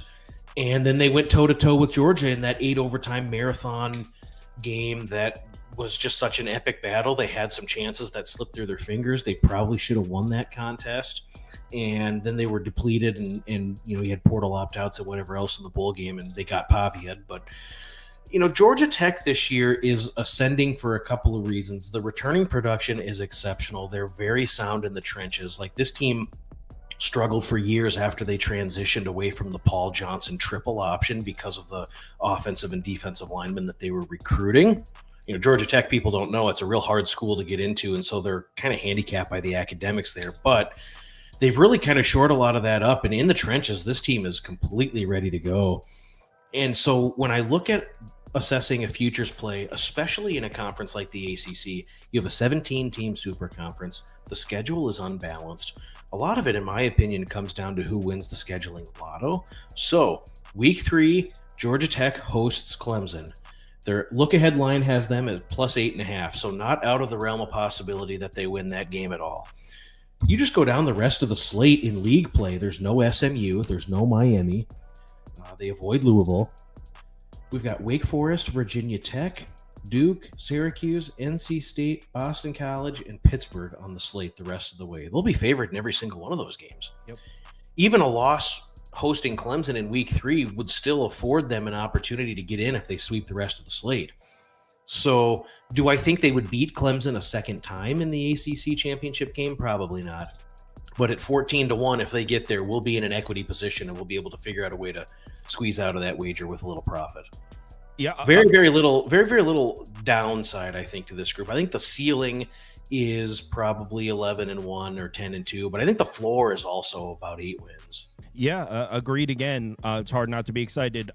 They did hit the ACC scheduling lottery, and Boston College in November, not the easiest place to go. Sometimes that defense can be tough at home. They get that one off a bye late, so you like that. Yeah, I agree. Favorable schedule, and I think maybe people are forgetting how powerful that Georgia Tech offense was because the games where with a hobbled or missing Haynes King are sprinkled in there. If you isolate it to just the 8 games where Haynes King was healthy and the 4 games where he was not, we're talking 32.6 points per game, 47.9% success rate with a healthy Haynes King, 36.6% and 19.3 without him. So those 4 games with a hobbled or missing Haynes King are kind of clouding our vision of how strong this Georgia Tech offense was last year. And like you said, they bring back a ton of production. This is a really, really strong team. Agreed. If we could do something else too, for anyone listening in and for yourself, let's just make note of this for when they go to Boston College on November 15th. They get BC off of a bye. I will absolutely be betting Georgia Tech in this game no matter what. And here's the real reason why. Boston College plays their annual Red Bandana game on November 8th, hosting SMU. If you don't know what the Red Bandana game is, go look it up because it's a very, very spirited week at Boston College. They are absolutely all in on that week. It's a week I generally bet Boston College no matter what the number during the Red Bandana week. I'll do it again this year when they host SMU. And then they've got to quickly have a quick turnaround for Georgia Tech. So really all the eggs are in that Red Bandana game basket on November 8th hosting SMU. And then it's time to exhale for BC. Georgia Tech, who knows what they'll be playing for, but they could be vying for a spot in the ACC championship game. They're off of a bye. They go to Chestnut Hill. That's a great scheduling spot for Georgia Tech. Yeah, I agree. All right. Next on the list is Army. All right, I don't even think I saw. What do you bet in the Army under wins? Is that what I saw? Yeah, I really hate to be un-American here. I love Army football. I like watching it. I like betting on Army. But, we saw last season with Army, all of the stars aligned so perfectly. You had the complete game changer at quarterback in Bryson Daly, who was in full control of the offense. He was able to make the right pre-snap cues. He was running the triple option with absolute perfect efficiency. You had Kanye, Udo, and the slot backs on the outside humming on all cylinders. But just look up and down the schedule for last season in 2024. The stars aligned because they played Lehigh, Florida Atlantic, Rice, Temple, Tulsa, UAB, Air Force before they had things turned around. I mean, that's why the stars aligned. The stars aligned because of the schedule was just so weak last year. What you have now is Bryson Daly is gone. Kanye Udo is off to Arizona State. We get Dwayne Coleman, who comes in. He's a little less proven. He's probably a better passer, but doesn't have as much experience running the option in live game situations. And now the schedule stiffens. You go to Kansas State early. You've got back-to-back roadies at East Carolina and at UAB. And traditionally in priors, when Army goes to the Southeast, they throw up a stinker. Do I think they're worse than ECU or UAB? No. Do I think they'll throw up a stinker in one of those? I do. North Texas is emerging and has a real ironclad defense now with Skylar Cassidy coming in from Sam Houston. So the North Texas game is going to be tough. They're at Tulane. They're at Air Force. They're at UTSA. There's like 9 games on this schedule they could lose. And Navy's strong too. Navy, yeah. You got the game at the end against Navy. I just think that we're going to see some incremental steps back offensively, and then you have a guy like Elo Mendoza who was one of the ironclad anchors of your defense, and he goes to the SEC and goes to Georgia in the portal. Well, the portal's a one-way street here. You can't portal guys into Army, so it's kind of the next man up. Well, who is the next man up when you lose 6 or 7 starters on defense? I think we just see some steps back a little bit. I think Army's a good football team. I think they're a bowl team, but to assume 8-4 or better, there's just too much lost production for me. I completely agree. It's kind of crazy that this is at 7.5. If you are, first of all, I agree with you, just trying to play devil's advocate. If you are trying to back Army or looking for a reason to believe in this Army team, remember, we saw the offensive explosion last year. Cody Worley took over the offense. You could say, hey, it wasn't the talent. It was Cody Worley taking. I don't know. I agree with you. The schedule's considerably stronger. They lose so much production, including the guys that had the ball in their hands 80% of the time in Udo and Daly. So I agree with you. Yeah, not to overlook, too, they lose both of their tackles and their starting center from last year along the offensive line. The tackle positions are really important in the flexible and triple option offense. And the guy drawing it up on the Joe Moore award-winning offensive line, Matt Drinkall, is now off to Central Michigan. So there's just a lot of change, I think. Yeah, agreed. Next up, so this graphic says Washington. It's Washington State. I will fix it. So next up, Washington State post Dickert. I don't know what you're about to say. I have no idea what I think my notes for this offseason of this team is I have no idea. Might not be very good. Yeah, well, let's just do a little pun on the graphic here. Washington, I think, will be good. Washington State, I think, will be bad. I already bet Washington in the Apple Cup look ahead. So we have a couple of things going on for Washington State here, which are just really difficult program transitions. We're now the second full recruiting cycle out of recruiting the Pac-12. Wazoo is no longer recruiting the same athletes that Utah, USC, Oregon, Washington. They're not recruiting those same athletes, and geographically where they're located, the Cougs are now recruiting fringe Mountain West talent, and they're recruiting Big Sky talent. It's just the way it goes. Now, Dickert bails before the bowl game and goes to Wake Forest, and you've got Jimmy Rogers, who comes in from South Dakota State. We have an infusion of FCS talent, 26 players on the 2-deep that were FCS players last season, parlayed with now who you're recruiting out of the high school ranks, and this core nucleus of talent that you have now just drops down a notch, just naturally and organically based on who you're recruiting. You also have the Mountain West scheduling agreement that has gone away, so Wazoo is now up against a true independent schedule that they had to fill.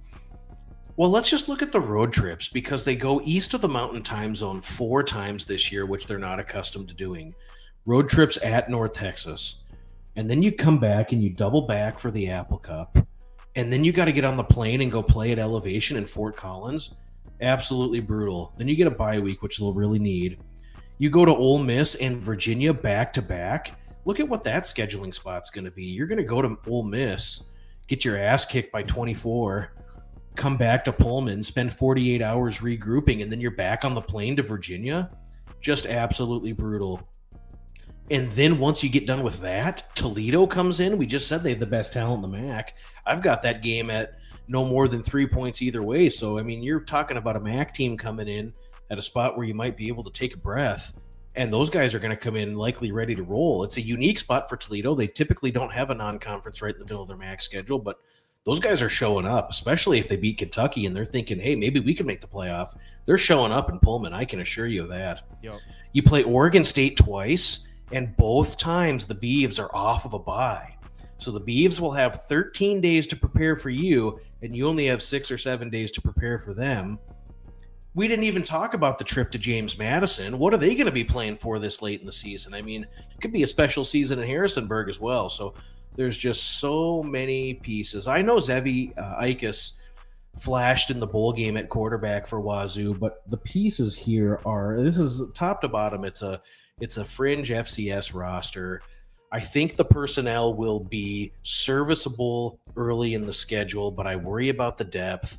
And I think until Jimmy Rogers gets in here and really gets his head around what he's doing, I mean, he was only a coach at South Dakota State for 2 seasons. Before that, he was a position coach. So, I don't know, kind of in over his head here. A ton of travel. Nucleus of talent is down. Just, it pains me to say this because I love Wazoo, but it's not a bowl team this year. 5-7 is the absolute max for me. Yeah, I didn't spend a ton of time looking at Washington State or Oregon State. From what I've heard, it looks pretty bad. I know Dickert took like the entire offensive line with him to Wake. So, yeah, from what I've heard, it looks pretty bad for Washington State. Yeah, and I mean, just look at how they descended last season, even with all the talent, John Mateer, all the receivers, the guys on defense. What are they doing losing against New Mexico and Wyoming late in the year? What the hell was that? It's like, come on, now you're void of talent. Think of how fast this team's going to fade about game 5 or 6 this year. It's going to be rough for Cougs. Yeah, I was following along with the schedule while you were going through it. This is crazy, man. This is crazy. Not good, man. All right, next up, Jayhawks. Jalen Daniels' health, obviously always a lead story. I'm a little worried about the lack of surrounding talent on the offensive side for him. But tell me what you think. Kansas Jayhawks. Yeah, part of my handicap. I think this team, first of all, let's not discredit anything Lance Leopold has been doing here. He completely turned the program around, elevated the expectation, got them to 9-4. And then last year, with a senior-laden team, experienced receiver core, program all-time leader Devin Neal, they should have been cranking on offense, and they just weren't. And it cost them against Illinois. It cost them against UNLV in West Virginia. They just couldn't win the close games. They couldn't execute. And now what you find is 38 seniors on this Kansas squad are gone. Your top 7 pass catchers that were very reliable: Grimm, Skinner, Lawrence Arnold, Jared Casey, the tight end, even Neal out of the backfield. You had this core group of receivers that could be relied upon. Every one of them is gone. Devin Neal is gone. You have a full rebuild along the offensive line where 3 all Big 12 players are no longer there. So, yeah, I know Jalen Daniels has a lot of flash. He's a good player. And I think Kansas could be okay this season, but it's like, I don't know. My opinion is this team is like, we got to fight and claw and scratch our way to a 6-6 season. We got to try to get to a bowl game and start to rebound from a disappointing 5-7 season in 2024. But offensively, I don't know that they're going to have it. Now, you got to factor in the back issues. I don't know. What's the adage? Sauce, you probably heard it. Once you have a bad back, you never have a good back. It's right. Like, is he really healthy? Last year, the first 6 games of the season, 5 touchdowns, 8 interceptions, and just very little dynamic play with his legs. I don't know. I don't know what it's going to look like for him this year. And he's the guy in full command, but everyone else is new. Just kind of seems like it's going to take some time to get this going. I'll tell everyone listening at home, week 3, if you can find a look-ahead line, I think there's some Missouri -6.5 out there. And I'm not in love with Missouri in SEC play, but top to bottom, if you look at the 95 players on this roster, Missouri is going to blast this Kansas team in 3 weeks. That's just my opinion. The other thing I look at when I'm looking at the win total is I try to power rate this team and all of the teams that they'll face in league play, and I'll go through my win probabilities about where is this team going to be priced against the number at this point in the season? What's the likelihood that they win a game? And so you come up with these percentages and you can add them all up and aggregate them together, and that gives you kind of a win total. It could be 6.87 or 5.22. But then I also kind of do the pass fail, because you're never going to win 0.37 games. You're going to either win the game or you don't. And so I go through the pass fail metric, and it's like, are they going to win this game or not? Well, I have Kansas as significant underdogs. I classify that as 7.5 or more. I've got them as significant underdogs 5 times this season: at Missouri, at Iowa State, hosting Utah, hosting Kansas State, and at Texas Tech. They'll be 7.5 point dogs or more. If they lose all 5 of those, and actually, so I'll say this too, I appreciate the graphics showing the win total of 6.5. If you do peek around, there are still some 7.5s juiced to the under. That's what I would take here. I think we're going to find that this team is going to be underdogs in those 5 games. I've got them in 3 other flips. Say what you will say what you will about Cincinnati, Central Florida, and Arizona. But if you just look at the power ratings, and it can be my power ratings, it can be yours. You can look at SAG, you can look at S&P, you can look at Massey ratings, any of these power ratings that are out there. Those are coin flips. At UCF, they're probably better than UCF, but that's going to be priced as a flip. Same thing with Cincinnati. Same thing with West Virginia. Are they winning all these flip games? I don't know. I think the mindset of this team has to be we've got to continue to build program momentum. We have to get our ass to a bowl game this year. And the way I bet this wager is I believe they will secure their 6th win of the season at Arizona. And so that's why this number is important. With 7.5, you're going to be 7 points or greater dogs at Iowa State and hosting Utah. And you got to win both for my wager to lose. Not happening. Yeah, I agree. I'm not big on Kansas this year either. I don't like how the coordinators are gone. I feel like last couple of years we finally saw, and I'm going to be careful. I'm by no means by saying Kansas was playing good defense. I'm saying they finally were showing some semblance of a defense in comparison to Kansas' years past. Brian Borland retires, and then in the second half of the year, you mentioned it, like at very end of the season, we finally saw the Kansas offense coming around. Maybe it was Jalen Daniels getting healthy, but it finally looked like, okay, there's life post-Kotelnicki here. Like there's still an offense here in the post-Kotelnicki era. Jeff Grimes is now gone. Like just as soon as things started rolling, another new OC, third OC in 3 years. Agree with almost everything, everything you said there. I do think getting West Virginia early at home off a bye, I might be a little too soon for Rich Rod to get things rolling there. So I do think they get West Virginia. Agree completely about Missouri. I love that Mizzou defense. I was actually just recording something on that yesterday. Missouri's defense is really tough. So I agree across the board. Not big on Kansas. Let's also do this for the listeners at home. If they've got their magazine schedule out and they want to circle this one in red ink, I love what you said about Kansas. Even though I've bet under the win total, I will look for spots to play this team against the number this season, even as a favorite. They're going to win some games. I just have to be tolerant of that. They catch West Virginia off of a bye, and they catch West Virginia after the backyard brawl. Mm-hmm. So they're going to put all the effort into Rich Rod is back. They're playing Pittsburgh. Those two programs hate each other. They're hosting the backyard brawl in Morgantown, and then they get on the plane to Kansas. Ooh, it might be Rock Chalk Jayhawk time at that game. So circle that one in red ink, and we'll circle back to it in week 4. And then they immediately get beat by a Cincinnati team that people are sleeping on. Yes. All right. Next on our list, the Zips, Joe Moorhead. I can't remember if you wrote over or under for this one. I went under, and this could be Joe Moorhead's best team, and it could be his most talented offensive team that we see the Zips have during his tenure here, which is already in its 4th year. There's a lot happening with Akron, and it's mostly bad. So over the spring, they had an APR ban enforced against them. That's the Academic Progress Report. They are ineligible for a conference title and ineligible for postseason play. It may not have mattered, but now you start your season. You go through fall camp. You're beating the crap out of each other all the month of August. And you're not playing for any sort of preseason goals. There's no bowl game to chase, and you can't compete for the conference championship. They wouldn't have won it anyway, but don't tell that to them. And now, you look at the slate, there is no bye week. If you look at what the bye week looks like, it looks like the bye week is November 1st. But they conclude their season the last 3 Tuesdays. So you really get 2 days off, and then you're hosting UMass, hosting Kent, and at Bowling Green. But they conclude their season earlier than any FBS team on November 18th. There's no real bye week. And now I look at the intestinal fortitude of this bunch, and I look at the mental complexity of where they're going to be at. They're 7.5-point dogs hosting Wyoming. I'll believe they lose. They could cover the number. It could be a competitive game. I think they're going to lose. They go to Nebraska. They go to UAB back-to-back. They immediately in conference play, they've got to go to Toledo. They go play big physical Central Michigan, who's going to throw a bunch of tight ends at them and play that sort of Army style of football. It's not going to be triple option, but it's going to be big bodies. Yep. And then they play Miami of Ohio.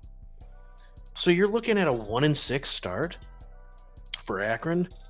And then they hit the road for back-to-backs at Ball State and at Buffalo. What the hell are they showing up for those for? And there are some winnables. They could beat Ball State. They could catch Central Michigan and beat them. They're going to beat Duquesne.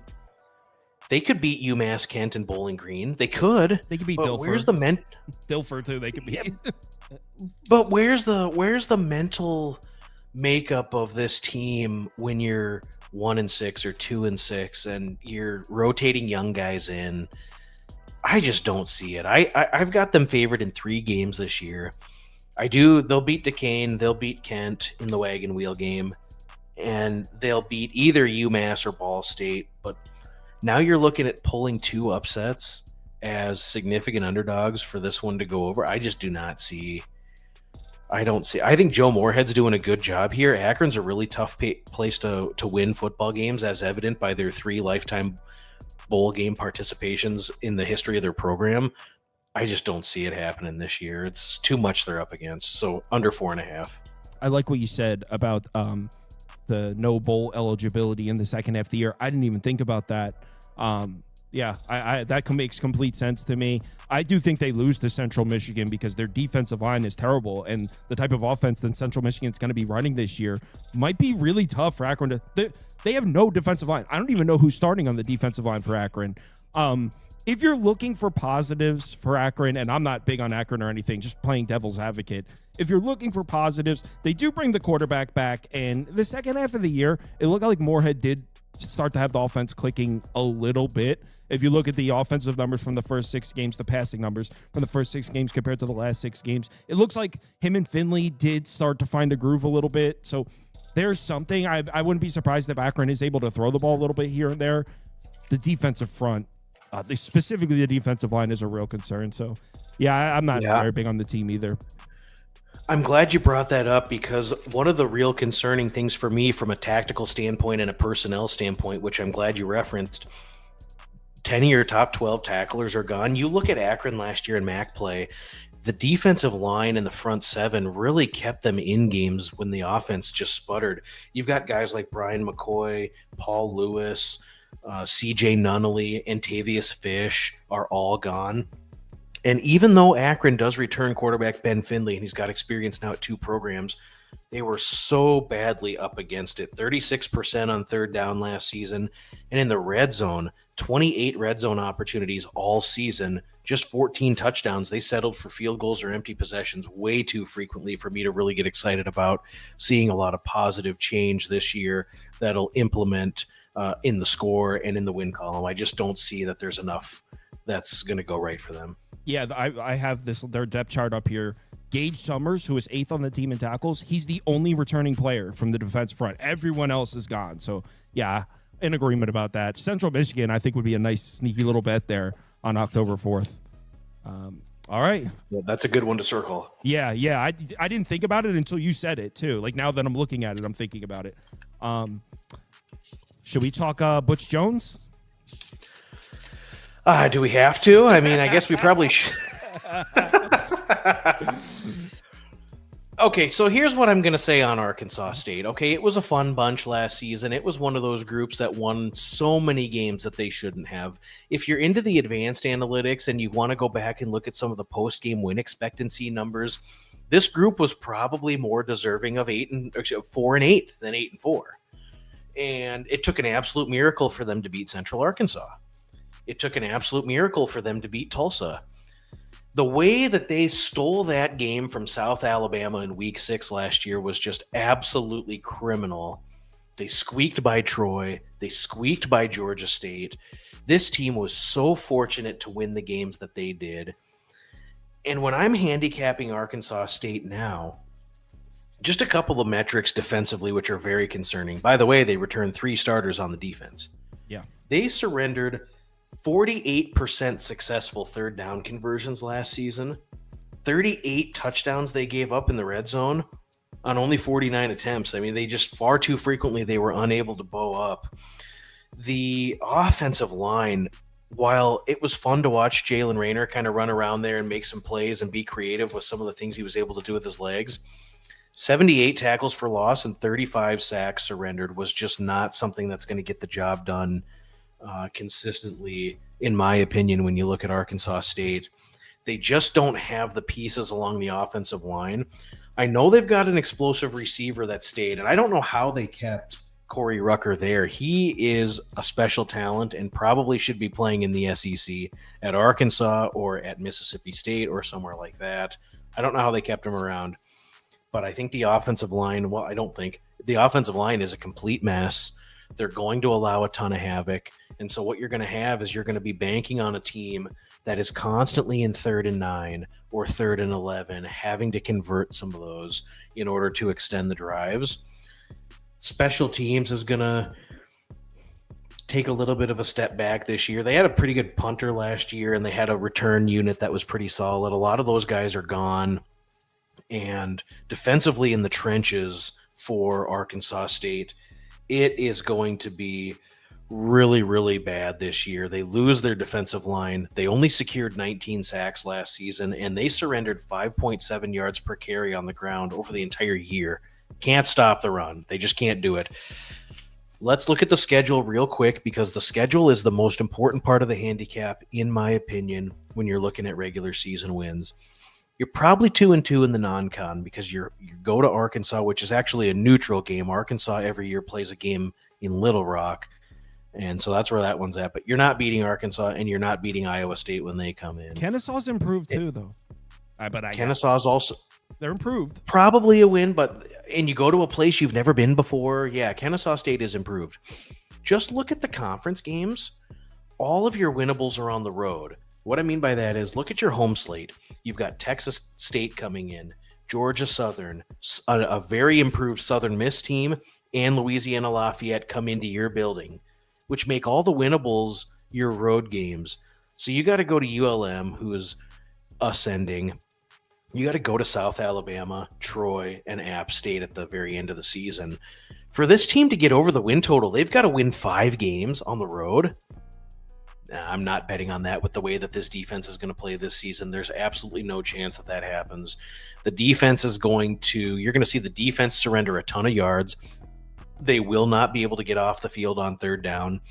You've got these fluky things that happened in 3 or 4 of their wins. Well, it's an odd-shaped ball, right? It's going to bounce the other way sometimes, and I think this year we'll kind of see some of that even out.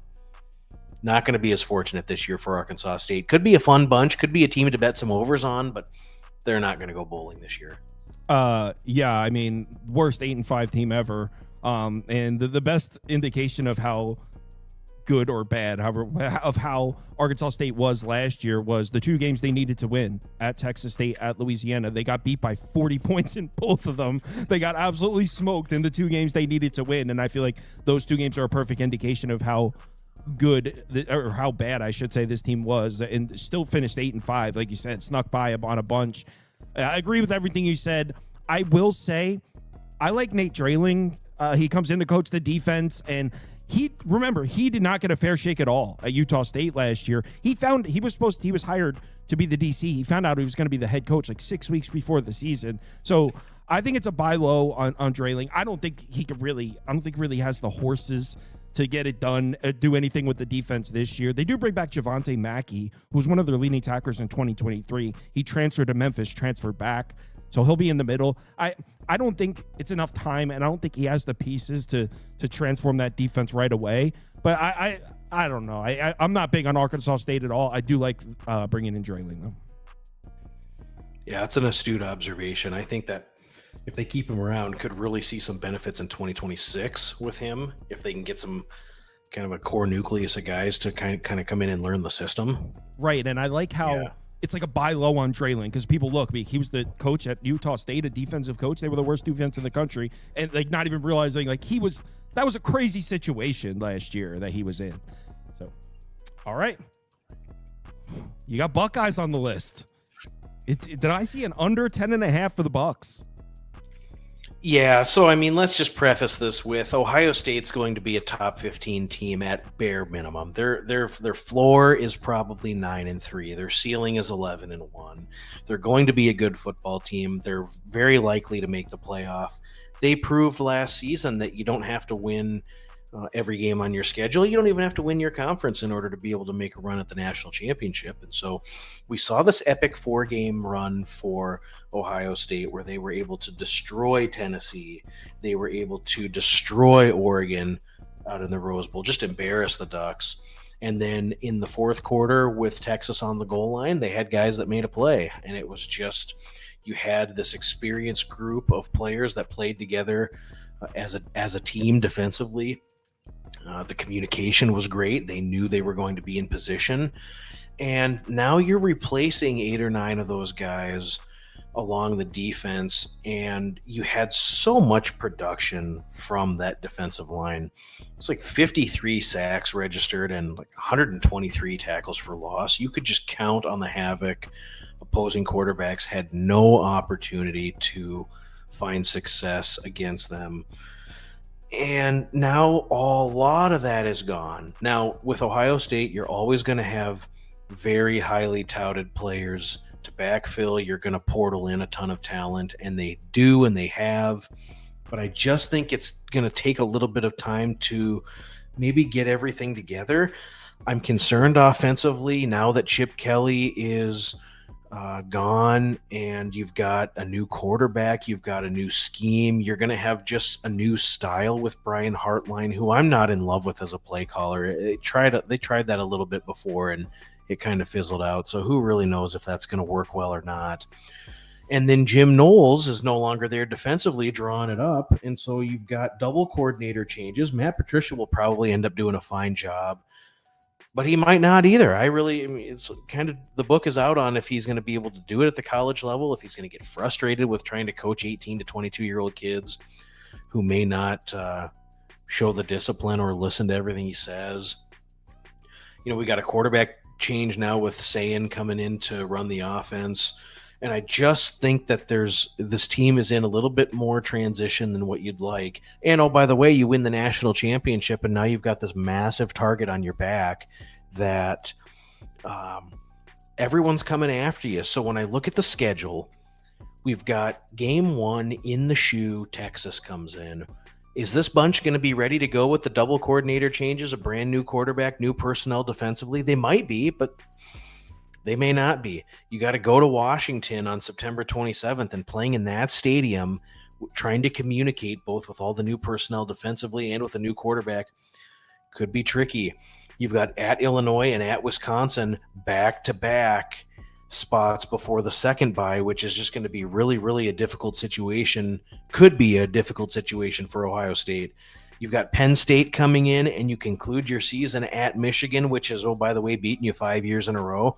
It just appears to me that the schedule is one where this bunch, we saw it last year with the talented team that they had. They kind of played with their food a little bit in some games. It took them a little while to get going against Iowa. They struggled against Nebraska. Struggled for a half with Indiana and ultimately lost to Michigan. It just appears to me that while this team is going to be a top 15 team, they're probably going to make the playoff. I think somewhere along the line we see some of this personnel loss catch up with them, and I think they're 10-2. I agree.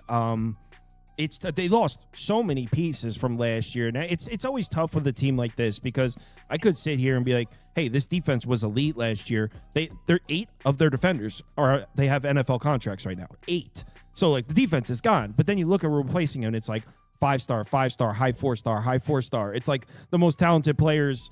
Devin Sanchez is Darrell Reeve. I don't know if you've been reading about him. He's the number 1 corner recruit, 5-star corner. He might even start. They have talent everywhere, but I agree. It's just too much on both sides of the ball. They're still, in terms of talent, the top 5 most talented teams in college football, but it's not only about talent, right? It's about chemistry. It's about, you mentioned both coordinators are gone.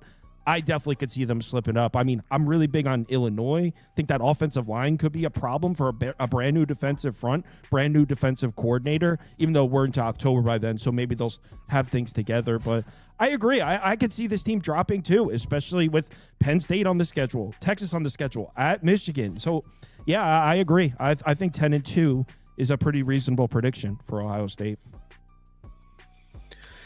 I will say one other thing, too. Just, again, we like to circle the schedule spots, and we'll talk against the spread wagering every week as we get into the season and you and I meet together.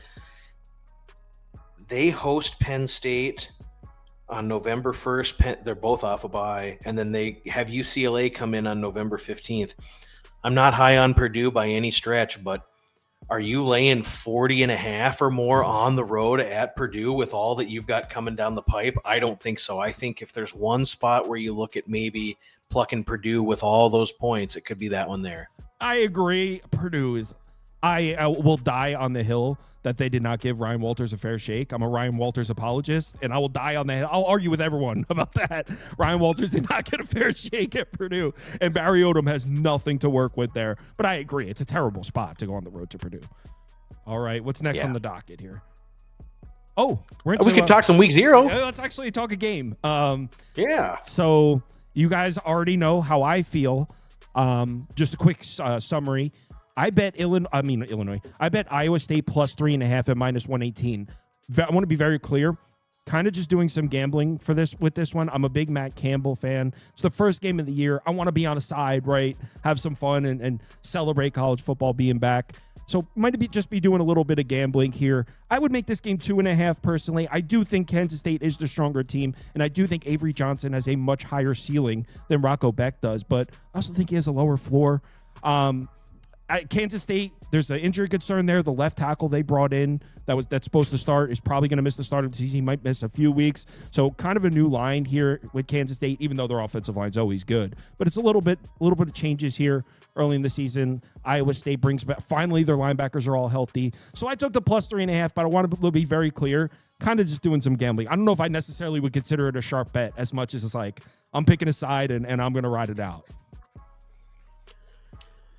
Yeah, I'm diving into this matchup here, and there's several fascinating things to think about. So we've got Farmageddon across the pond. We're not going to get any weather. I was looking for rain or wind or any of that, and it doesn't appear there's any of that in Ireland. It's a dog series. 8-3, the last 11 have been covered by the dog. Iowa State's actually covered 5 in a row in this matchup, so Matt Campbell kind of has the upper hand there.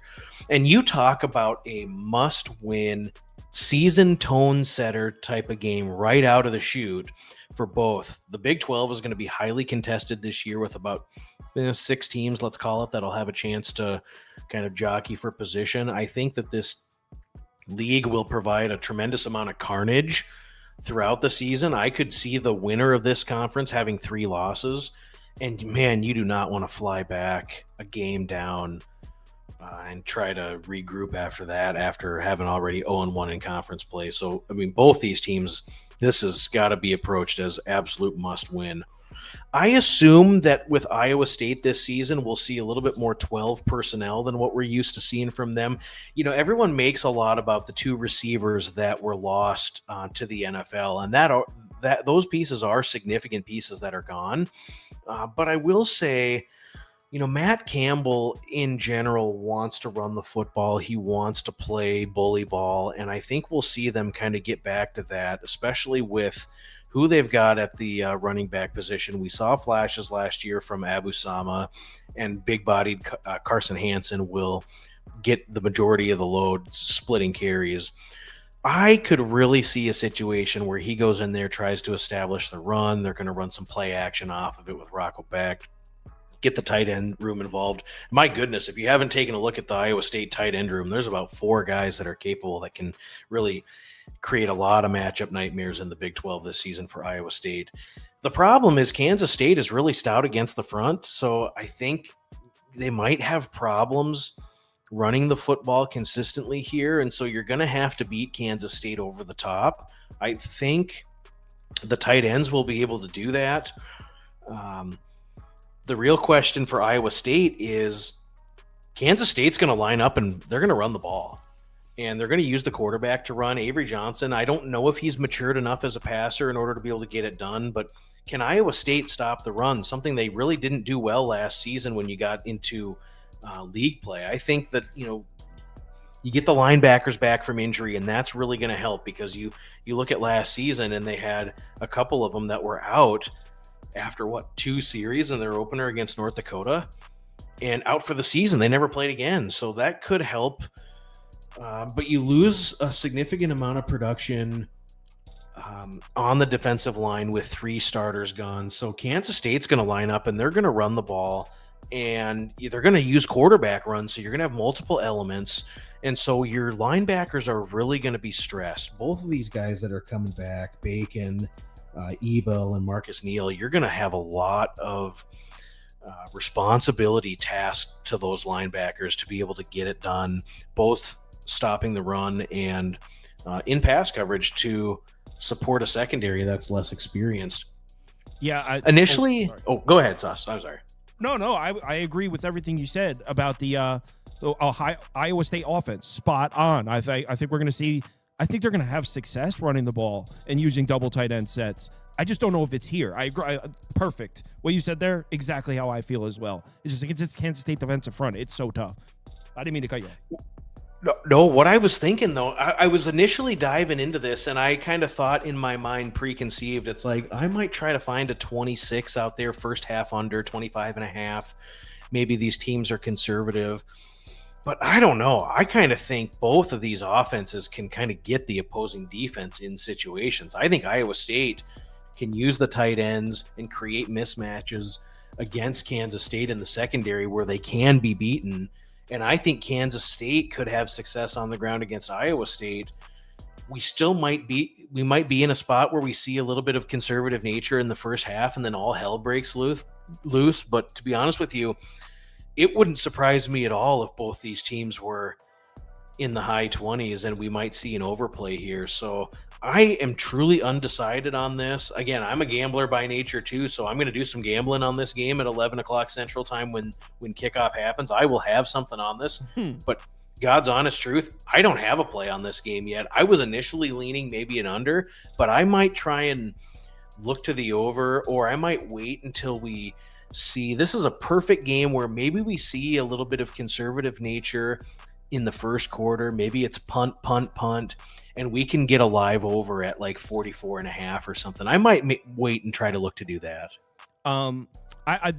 I think Iowa State, I like their secondary, and we mentioned I like their linebackers, not just the ones they're bringing back that were injured, but they're deep. The linebackers that played in place of the injured pieces are back as well. So they're like 7 or 8 deep at linebacker that have playing experience. A couple of them were playing as true freshmen last year. So they're deep at linebacker. They're strong at secondary. Cooper and Jontez Williams are both going to be all Big 12 without a doubt. So they're strong at secondary, strong in the linebacker. I think that gives Matt Campbell and the defense flexibility to be aggressive, to take away this run, dare them to beat him through the air because they're so strong back there. That could lead to an over, right? That could lead to some big plays when you coach your defense like that. On the other side, I don't know if Kansas State defensively will coach that way because their secondary is beatable, and Beck can make the throws. So if they get aggressive defensively, I'm almost certain Beck can make them pay, maybe a tight end over the top or something. But yeah, I agree. It's just doing some gambling for me. I'm on Iowa State. Go Matt Campbell. Yeah, it's funny you say that too, because one of the key checks for me, regardless of what I wager on in this game, something I want to see, and I'll be taking notes as I watch it for later on in the season, has Avery Johnson taken that sort of next step as a passer? Last year we saw at times Kansas State was great at moving the football and accumulating yards, but it wasn't a situation where they were able to put it all together and cash in for points. They struggled at times last year on third down. He missed the pre-snap reads. He missed the easy receiver in the check down. He threw 10 INTs. And in their 4 losses, Kansas State, in their 4 regular season losses, they had 13 red zone trips in those losses, only 5 touchdowns. They settled for field goals 8 times. And it was just far too inefficient in the red zone where Iowa State defensively excels. They struggled a tad on third down. He's going to have to take that next step as a passer and as a decision maker in order for them to take a step this year as a team and really seriously contend in the Big 12. Real quick, before we move on to the next game, you're hired as an FBS offensive coordinator for 2025. You have your choice of quarterback, Avery Johnson, Rocco Beck. Who you take? I mean, Beck just has so much magic. He's got so much in the arsenal. He's able to change pitch speed, let's say. He's able to throw the deep ball, hit the 15-yard dig over the middle on 3rd and 12, check down to the running backs. He's just so versatile in his game. Yeah, I agree, but I get accused of being a Matt Campbell apologist on this channel all the time. I always get accused of being a Matt Campbell apologist, but I agree. Hey, if he gets you to the window, yeah, we just want to get to the window, baby. That's what we're here to do. Absolutely. Next up, you have the floor. Couple of reasons. Number one, I'm not a big FCS guy. I'm getting into it this year, but I'm not very well versed. I know Idaho State's pretty strong, but I think they just lost their coach. I'm sure you'll talk about it. UNLV is brand new, so I have no idea what to expect from them either. So I am all ears. I'm actually interested that you picked this game. Yeah, and so I think what you were alluding to there, that was Idaho University. They lost their coach to New Mexico. They were a strong FCS team. Idaho State is really bad, and they are very, very porous defensively. So last year, Idaho State was 121st nationally in FCS against the run. They allowed 253 rushing yards per game and 5.8 yards per carry over the entirety of the season. They also surrendered 63% completion percentage with 19 touchdown passes against just 3 interceptions. Idaho State will not be able to stop anything. They're going through a full rebuild along the defensive line. Dan Mullen, right? He's a really sophisticated offensive mind. He's got this system that we saw at Florida and Mississippi State. Well, he's going to roll out something similar in nature with UNLV. We're going to see Calandria and Orji both play. We're going to see a lot of run action with Jaden Thomas, who's going to pop off again this year. He had 918 yards last season. And the quarterback run element is going to be something that Idaho State won't be able to defend against, but eventually UNLV is going to have to incorporate some dynamic pass offense, and they really need to figure it out here before they hit the road to Sam Houston and before UCLA comes in. And so I think when you're going to have a situation where you're kind of unsettled at quarterback, we might have 1A and 1B where somebody starts it and somebody else comes in. You're going to run Calandria and Orji deep into the second half here. And you have to see what you've got with this influx of wide receiver talent who's been portaled in. 5 new receivers have portaled in, and you've really got to develop some chemistry again before you hit the road and before you play UCLA. You've got to figure out what you have. So I fully expect UNLV to run for 300 yards. I fully expect them to cash in the red zone when they get down around the goal line against a defense that will provide absolutely no resistance and who's significantly undersized. But generally, you can see teams in these FCS games where, okay, 2-3 minutes left in the third quarter, we're going to start salting this game away. We're going to get the roster unloaded, and we're going to run the ball and just grind the clock. I don't see that here. I think these guys have to figure out what they've got. You have to give both quarterbacks meaningful reps in a new system.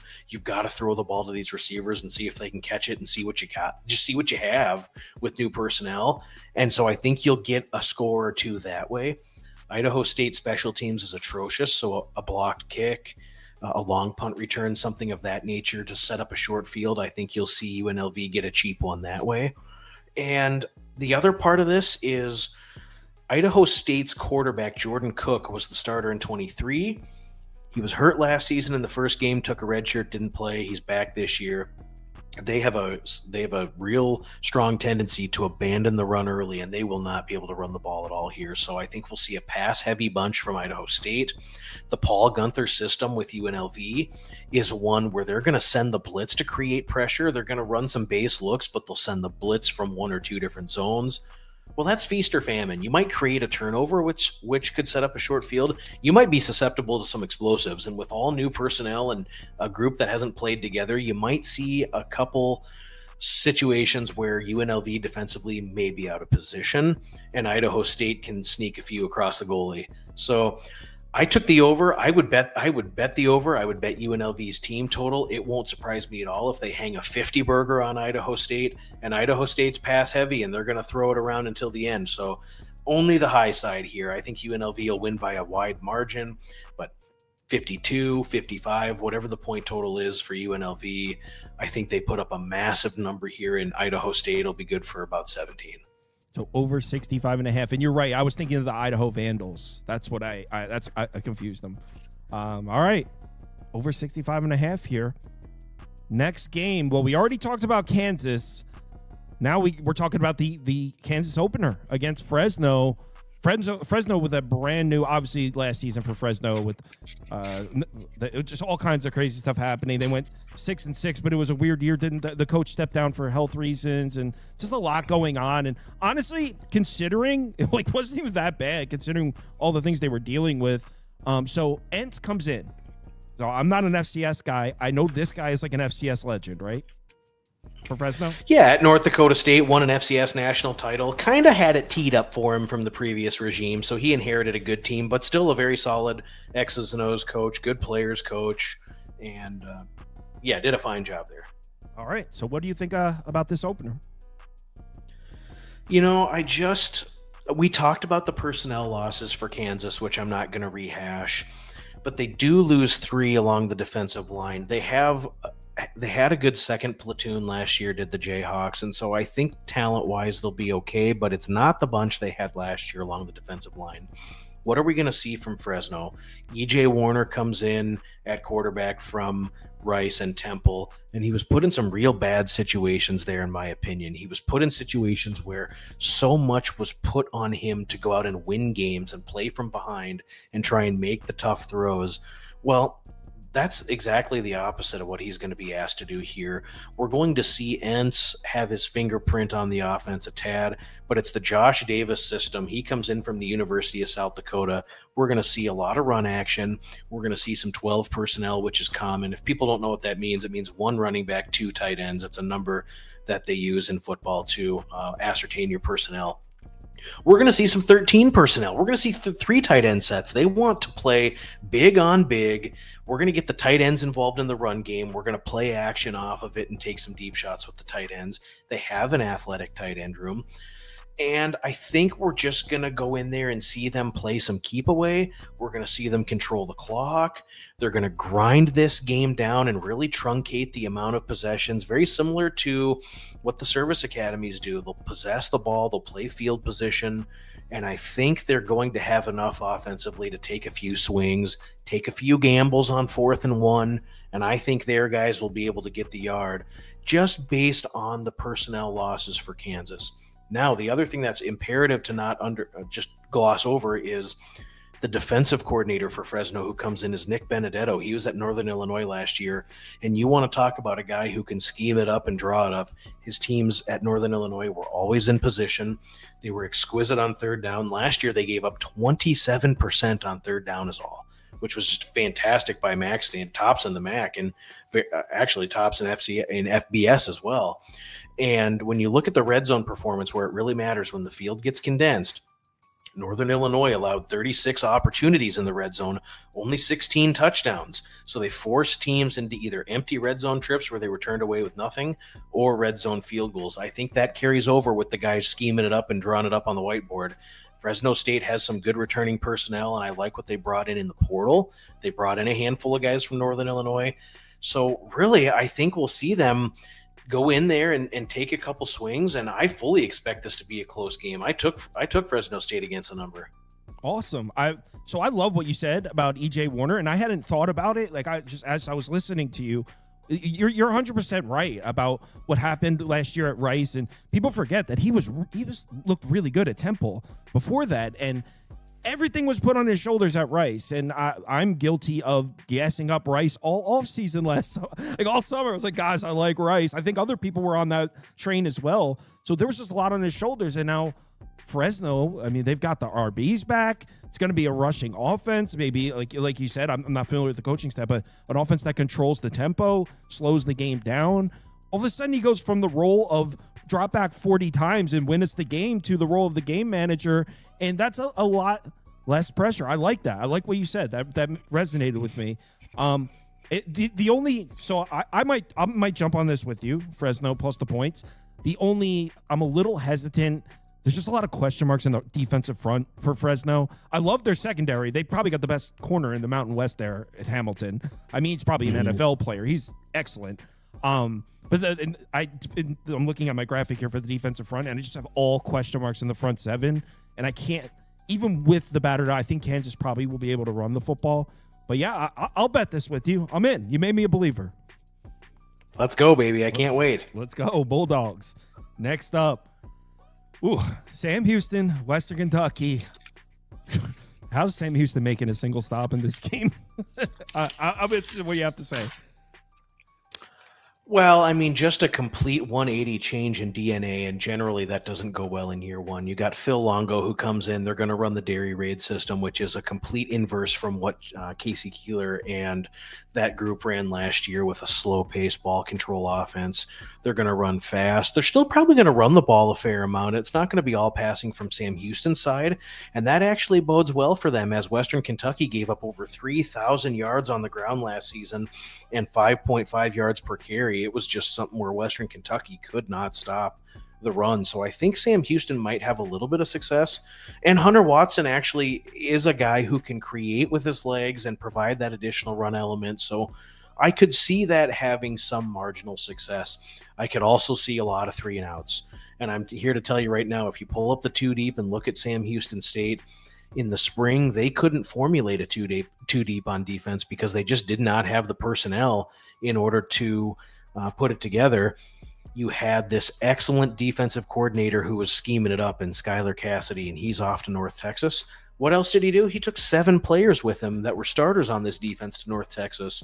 You don't return one single starter from last year's defensive unit, and now you've got this influx of talent that's coming in from the Division II ranks, junior colleges. You've got some fringe guys from the Ivy League or from Southeast Missouri State, and the entire 3 levels of the defense are completely green. The communication is different. The scheme is different. You've got guys that have never played together, and you've got to go line up against Maverick MacGyver from Abilene Christian with his OC. We've got talented receivers who have portaled in, and I think Western Kentucky is just absolutely salivating at the mouth to get this done here in this week 1 opener. I took the over. There was actually an interesting thing that happened about 3 weeks ago where I think it was a service play that got released on the under, and I didn't agree with the move. So I got in at 58.5. I got in at under a key number, but I'd take this up to about 64, 65. I think we're going to see probably 14 possessions each. We're going to see quick strike offense from Western Kentucky. Maverick will throw for 400 yards. We've got an influx of talent at the receiver position with Western Kentucky, to include Jarius Mack and Isaiah Myers, who come over from Charlotte, and Matthew Henry from Western Illinois, who pass received for 1,200 yards last season on a really bad Western Illinois team.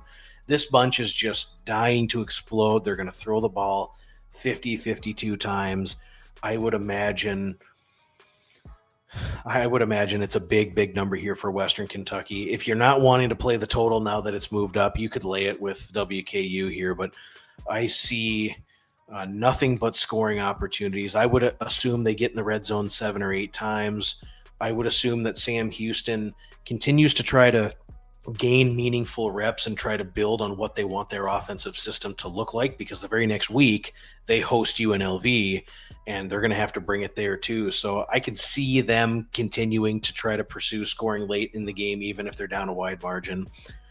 Nothing here points to anything except a plethora of yards, neither defense getting stops, and Western Kentucky putting up 52 or more points.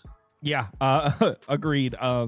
In addition to what you said about Sam Houston State, they lost the entire defense. We don't even know who's going to be playing on that defense. You have Phil Longo running the offense, which doesn't always put the defense in the best of positions, like you said. And yeah, when I was reading about Rick Bowie coming in, that's the new OC. He comes over with Maverick MacGyver from Abilene Christian. And so I'm not an FCS guy, so I was doing some reading, trying to learn who this guy is. When I was reading the description of Rick Bowie's offenses, I was like, this sounds like I'm reading a description about Tyson Helton. Like, what a perfect marriage. This guy also likes to throw it, offensive-minded, obviously he's offensive-minded, he's an OC, but pass the ball, put up a ton of points. It just seems like Rick Bowie's the perfect OC for what Tyson Helton is always trying to do here. I agree. I think WKU can put up 50 piece in this one if they want. You know, one thing you could do too, anyone listening at home, if you're on Twitter, you can attach yourself to some of the beat writers for these programs. They'll post the depth charts for the games week to week. Go find a Sam Houston depth chart. What they have on the defensive line is stunning. It's like 240, 235. I think their heaviest guy was 255. They're very undersized, and there'd be no pressure for Maverick. Yeah, agreed. Last game up for us. I do have a bet on it, but full disclosure, and I was talking about this with Kyle Hunter yesterday, I bet it thinking Elijah Brown was going to be starting at quarterback for Stanford. I was like, redshirt freshman on the road in the islands against a Hawaii defense that's not only improved under the new DC last year, but also brings back a lot of its playmakers. So I was like, turnovers. I bet Hawaii money line at -126. I don't like it quite as much now that Gulbrenson's going to be playing quarterback for Stanford. Not that I think he's good. He's just experienced. So I was banking on Elijah Brown turning the ball over a few times. I still like Hawaii. I just don't know if I would have placed that bet had I known Gulbranson was going to start for Stanford. I still don't think it's a bad bet. I will say this, and I want to absolutely love Hawaii. I want to love the Timmy Chang system and the brotherhood and all the stuff that goes on the island. I love staying up late watching Hawaii football, 3 a.m. on the East Coast. I was stunned that at this point in his tenure, they haven't got the run and shoot running at this point, and they had Braden Shager, and it just didn't work. And so I'm hoping with the new quarterback, L.A. Hotto, that they have a couple of different elements that will translate to more success. We saw it a couple of times in limited action last year for Micah Alejado, where they really let it rip against New Mexico in the season finale, and he also had some garbage time where he was able to shred Utah State's third string when they were down 52-3. I don't think Hawaii approaches this game that way, where they just go out and absolutely let it rip. Timmy Chang knows that this bunch has to be able to sprinkle in the run. When they were winning some games last year, it was because they ran the ball effectively. And I really think that we will see Hawaii continue to commit to at least attempting to successfully run the football, something they were unable to do last season. Stanford's defensive line departures and what they have returning should be conducive to them being able to necessitate running the ball, so I think they'll have success there. For me, this play that I made is 100% based on Hawaii and their 9 returning starters on defense. They have a sneaky good defense. It's not something you think about. You think about Hawaii and the run and shoot and Colt Brennan and throwing the ball around in high-scoring games, but it was not that way last year. Hawaii's defense was actually very, very sneaky good, and they're very good in the pass coverage unit. And you've got Virgil Edwards coming back alongside Peter Manuma, who is a really, really solid player in the secondary at strong safety. The linebackers are really shored up well with Otis and Jalen Smith coming back. You've got some edge guys last year, a couple dudes who had 5 or 6 sacks each. So you've got some guys in place that can create a little pressure. They did decently against the run last season.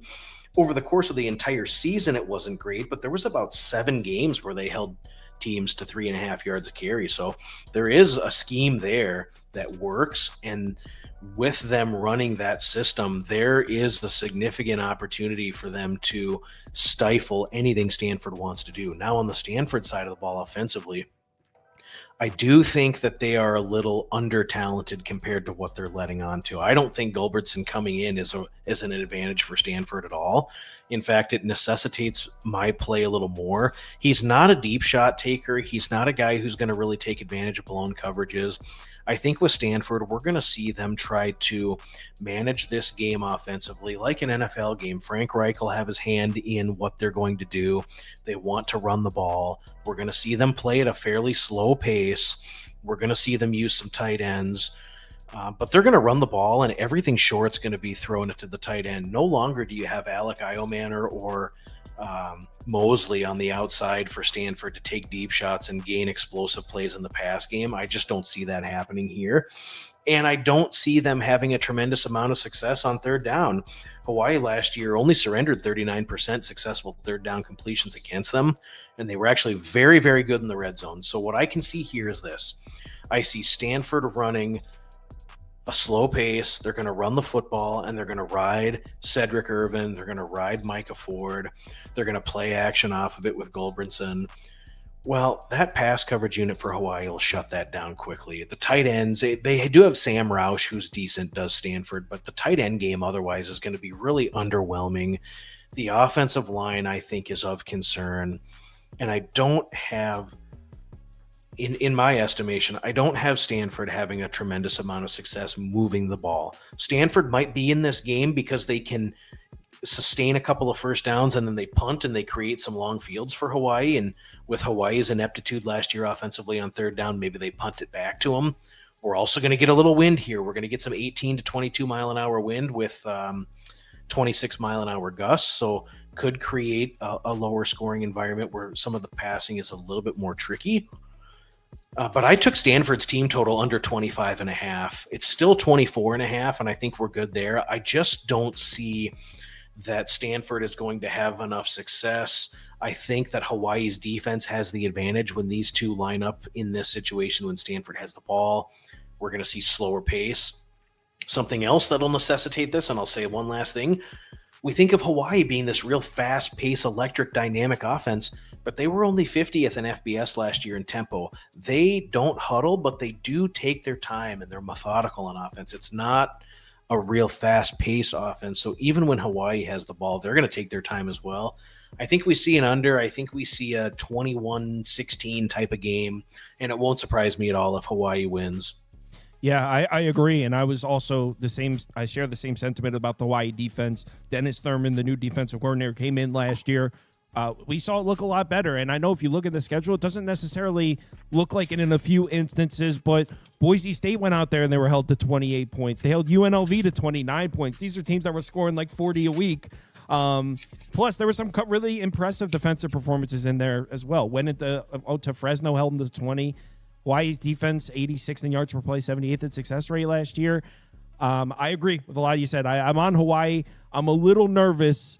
I don't like the crowning of Alejado already.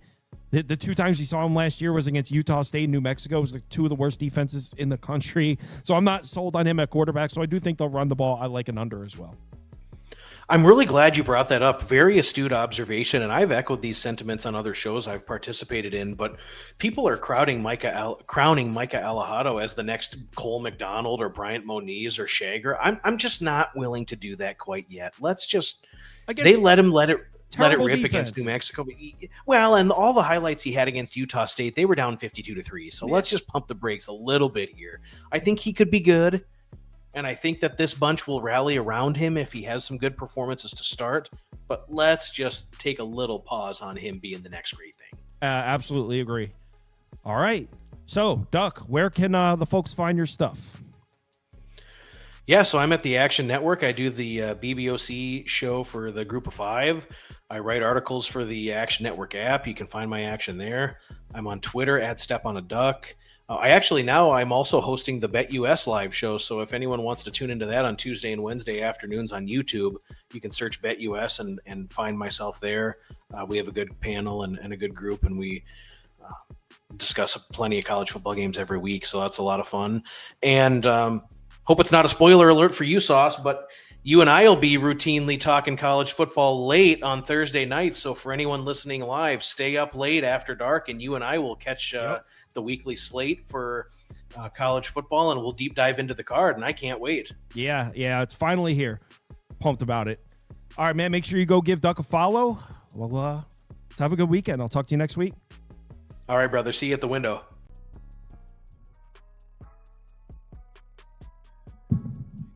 Hey, just letting everybody know, I'm about to upload the college football offseason preview video with all the depth charts. So it's 19 hours and 50 minutes long. So